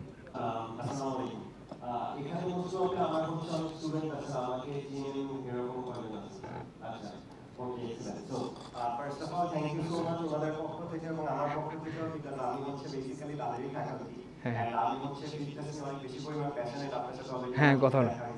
So আমি অ্যাকচুয়ালি চাই যে ইউজুয়ালি সিএসসি স্টুডেন্ট বা প্রোগ্রামারদের মানুষজন একটু লেজি হবে, of course there is a reason কম্পিউটারের সামনে হ্যাঁ, বোঝা যায়। তো আমিও চাচ্ছি বেসিক্যালি এইটার জন্য thank you so much UCC যে এই পার্টিকুলার প্রোগ্রামটা অ্যারেঞ্জ করার জন্য। বিকজ আমাদের হচ্ছে মনে হয় যে আমরা যারা বেসিক্যালি স্ন্যাপ অফ করি আর কি কম্পিউটারের সামনে, আমরা যদি ফিট থাকতে পারি এটা হচ্ছে আমাদের জন্য অনেক বেশি পরিমাণ বেনিফিশিয়াল। আমি হচ্ছে আপনাদের কাছে সরি আমি একটু লেকচার দিয়ে দিচ্ছি, বাট আপনাদের কাছে একটা কোয়েশ্চেন, সেটা হচ্ছে কাজ হচ্ছে অনেক বেশিক্ষণ আর কি অনেক কিছু বলছেন, বাট আপনাদের কাছে একটা কোয়েশ্চেন করতে চাই, যদি বলতে পারবেন আমাদের বডির মধ্যে সবথেকে ইম্পর্টেন্ট মাসল কোনটা? Yes, sorry, brain muscle. Heart যদি কাজ না করে ব্রেন কি কাজ করবে? তাহলে ইম্পর্টেন্ট কোনটা? Heart muscle. Thank you so much. So thank you so much. আমি একটা জিনিস অ্যাড করি, আমাদের হার্ট মানে আমাদের ব্রেন হার্টকে যতটা কন্ট্রোল করে, আমাদের হার্ট ব্রেনকে তার থেকে বেশি কন্ট্রোল করে, কারণ হার্টের নিউরন বেশি ব্রেনের সাথে কানেক্টেড, হার্ট মানে ব্রেনের তুলনায়। আপনি এগুলো রিসার্চ দেখবেন, তো হার্ট যদি কারো অসুস্থ থাকে ব্রেন ঠিকঠাক মতো কাজ করবে না, তো এটা একটু জানতে হবে ভালো মতো। তো হার্ট ঠিকঠাক মতো সুস্থ রাখতে হলেও যেটা করতে হবে সেটা একটু আগে বললাম, ব্লাড প্রেশারকেও নর্মালে রাখতে হবে, অর্থাৎ অতিরিক্ত প্রসেস ফুড খাওয়া যাবে না, যেটা আমরা করি চিপস বিস্কিট, প্রচুর চিনি লবণ মেশানো থাকে, তখন আমাদের ব্লাড প্রেশার হাই হয়ে যায়। আর একটা জিনিস ইম্পর্টেন্ট জিনিস বলছিলেন যে স্ন্যাকিং হয়ে যায়, এটা আমি অ্যাড করতে ভুলে গেছি। কী করবেন আপনারা হচ্ছে বাদাম রাখতে পারেন, বাদাম আবার অনেক বেশি পরিমাণে খাওয়া আনহেলদি। আপনারা বিভিন্ন ধরনের টমেটো, তারপরে শসা, গাজর, এগুলো সব কিছু মিলে একটা সালাদ বানাবেন। আমি কিছুক্ষণ আগে বললাম যে গাজর খেলে চোখের জ্যোতি বাড়ে, এরকম বিভিন্ন কিছু যে মানে যেগুলো হচ্ছে কম ক্যালোরিজ সেগুলো দিয়ে আপনারা সালাদ বানাবেন, সেখানে এগস অ্যাড করতে পারেন, যত বেশি প্রোটিন অ্যাড করবেন, চিকেন অ্যাড করতে পারেন, সেগুলো স্ন্যাকিং করেন, মানে হেলদি ফুড দিয়ে স্ন্যাকিং করেন। প্রোটিন রাখেন, যেমন প্রোটিন আপনি চাইলে চিকেনকে ছোটো ছোটো পিস করে সালাদের ভিতরে মিক্স করতে পারেন। আমি একটু আগে বললাম প্রোটিন থেকে যদি আপনি 100 ক্যালোরি পান, 50 ক্যালোরি অটোমেটিক আপনার বডি বার্ন করবে। এগুলো দিয়ে যদি আপনি খাবার খান, প্রসেস ফুড যদি না খান, যেমন অনেকে কফি খায়, হরলিক্স পান করে, যেমন অনেক সুগার, যেমন ওই যে ব্রেনের একটা যেটা কোনো কিছু মনে রাখার জন্য একটা কিন্তু খুব গুরুত্বপূর্ণ কেমিক্যাল আছে, সেটা হচ্ছে কোনো কিছু মনে রাখার জন্য অ্যাসিটাইলকোলিন নামে একটা কেমিক্যাল আছে, যেটা একটা নিউরোট্রান্সমিটার। এটা আমাদের ব্রেনকে সংকেত প্রদান করে কোনো একটা গুরুত্বপূর্ণ জিনিস মনে রাখার জন্য। এই অ্যাসিটাইলকোলিনের পরিমাণ আরও অনেক বেশি কমে যায় যখন আমরা চিনি খাই, কারণ আমাদের ব্রেন তখন ডোপামিন উৎপন্ন করার জন্য অনেক বেশি পরিশ্রম করে, তখন অ্যাসিটাইলকোলিন যে কেমিক্যাল আছে সেটা আর কাজ করতে পারে না নিজে। তো এই জন্য আমরা কী করবো, যে চিনি মেশানো খাবারগুলোকে একটু কমাবো, একদম পুরোপুরি বাদ দেওয়া দরকার নেই, কিন্তু কমাবো, পরিমাণ কমালে দেখবেন আপনার ব্রেনের ফাংশন আরও ভালো মতো কাজ করবে, বডি এনার্জেটিক লাগবে। আমরা হচ্ছে আমার স্টুডেন্ট এবং আমার সবার পক্ষ থেকে আপনার কাছে একটা কোয়েশ্চেন হচ্ছে, আমাদের সিএসসি ইঞ্জিনিয়ারদের মেইন ড্রিঙ্কস হচ্ছে ক্যাফেইন, ঠিক আছে? আমরা ক্যাফেইনের উপরেই থাকি। সো ইউজুয়াল কেসে এক্সট্রিমও হয়, মাঝে মাঝে হচ্ছে ক্যাফেইন অফকোর্স শরীরের ভালো কাজেও লাগে, খারাপ কাজেও লাগে। সো একটু কাইন্ডলি যদি হচ্ছে বেনিফিট। 4 কাপ কফি খাওয়া সারাদিনে হেলদি অনেক বেশি। কফি কিন্তু পান করা জরুরি খুব বেশি, এটা ব্রেনের অ্যাক্টিভিটি বাড়ায়, মানে আমাদের মাইন্ডে অ্যালার্ট থাকে। কফির ভিতরে এক ধরনের কেমিক্যাল থাকে যেটার নাম অ্যাডিনোসিন। এই অ্যাডিনোসিন আমাদের ব্রেনের ভিতরে যেই জিনিসগুলো ঘুম আসতে বাধা দেয় বা টায়ার্ডনেস আসতে মানে বাধ্য করে, সেই জিনিসের ভিতরে ব্লকেজ তৈরি করে, যার কারণে কফি খাওয়াটা হেলদি। কিন্তু 4 কাপের বেশি যদি কফি খান তখন আবার সমস্যা, তখন অ্যাডিনোসিনের মাত্রা এত বেশি বেড়ে যাবে যে ঠিকঠাক মতো ঘুম আসতে চাইবে না, অথবা সম্পূর্ণ এনার্জি আপনি ওই কাজটার পিছনে ব্যয় করার কারণে সারা দিন ধরে আপনি টায়ার্ড থাকবেন, মানে যতক্ষণ জেগে থাকবেন ততক্ষণই আপনার টায়ার্ড ফিল হবে। এই কারণে আমরা যেটা করব যে কফির পরিমাণটাকে কম, মানে যেই মুহূর্তে আমি কাজ করছি আমার মেন্টাল অ্যালার্টনেস অনেক বেশি দরকার, শুধুমাত্র সেই মুহূর্তে আমি কফি পান করি। আর যখন আমার মনে হবে যে না এখন আগামী 2 থেকে 3 ঘন্টা এমন কোনো কাজ করবো না যেখানে আমার মেন্টাল অ্যালার্টনেস দরকার, তখন কফি পান করবো না। মানে কফির উপর আবার বেশি অভ্যস্ত হয়ে গেলে আমরা তখন ওটা ছাড়া আবার থাকতে পারি না। তো অনেকেই অভ্যস্ত হয়ে গেছেন অলরেডি, পরিমাণটা কমান, 6 কাপ হলে সেটাকে 5 করেন, 5 কাপ হলে 4 করেন, মানে যে যত কাপ কফি খান সেটাকে কাউন্ট করেন, করার পর একটা করে পরিমাণ কম, প্রতি মাসে 1 কাপ করে কমাবেন, দেখবেন আগামী 6 মাসে আপনি কন্ট্রোলে চলে আসছে আপনার।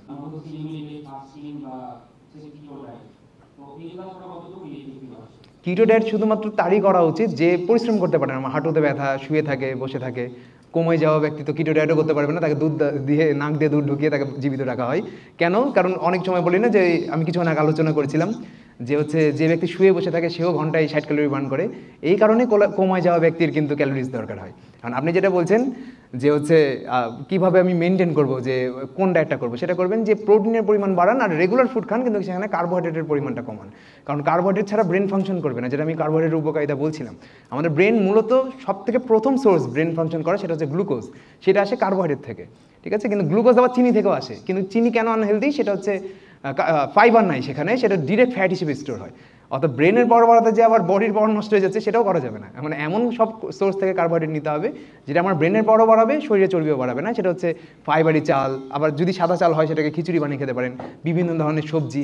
তো আপনারা কী করবেন, নর্মাল লাইফে আমরা যেই সব খাবারগুলো খাই সেটাই খান, এর ভিতরে প্রোটিনটা বাড়ান, কার্বোহাইড্রেটটা কমান, হেলদি ফ্যাট বাড়ান। হেলদি ফ্যাট বলতে বাদাম, সামুদ্রিক মাছ, যেটা আমি কিছুক্ষণ আগে আলোচনা করেছিলাম। অর্থাৎ কোনো খাবারই বাদ দিতে হবে না, পরিমাণটা জানতে হবে কতটুকু খাবো, তাহলে কমে যাবে। কিটো ডায়েট করলেন, ধরেন কথা কিটো ডায়েটই করছেন কিন্তু পরিমাণের তুলনায় বেশি খাচ্ছেন, সেক্ষেত্রে ওজন কমবে না, ঠিক আছে, কিন্তু শক্তি এদিকে আবার কমে যাবে।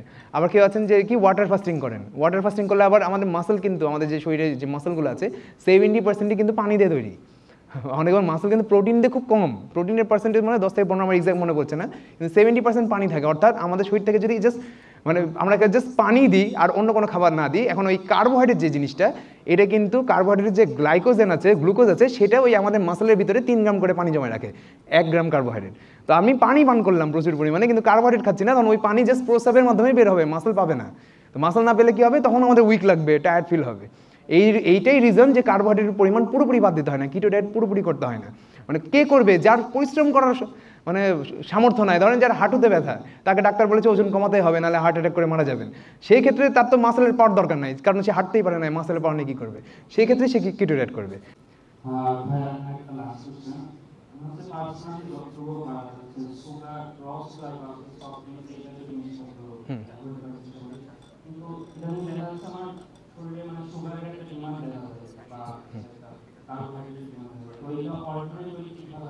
অল্টারনেট ওয়ে, ওই যে কমপ্লেক্স কার্বোহাইড্রেট, জাস্ট গুগলে লিখে সার্চ করবেন COMPLEX কমপ্লেক্স কার্বোহাইড্রেট, যদিও বুঝবেন আপনারা, সার্চ করলে দেখবেন বিভিন্ন অপশন চলে আসবে, যে অপশনগুলো আসবে ওই খাবারগুলো খাবেন। আর সিম্পল কার্বোহাইড্রেট লিখে সার্চ করবেন, যেগুলো আসবে সেগুলোকে বাদ দেবেন। যেমন আপনি কোকা কোলার কথা বললেন, সেটা সিম্পল কার্বোহাইড্রেট, বিস্কিট, চানাচুর, চিপস, তারপরে হাবিজাবি যত ধরনের ফাস্টফুড আছে সব সিম্পল কার্বোহাইড্রেট।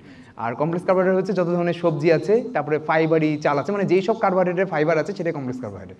ওইখান থেকে আমি বুঝতে পেরেছি যে আপনি হয়তো বা খুব লো কার্বে থাকেন, লো কার্বে থাকলে হয়তো বা লো কার্বে থাকলে এনার্জি থাকবে না শরীরে, তখন আপনার মনে হবে একটু চিনি খাই।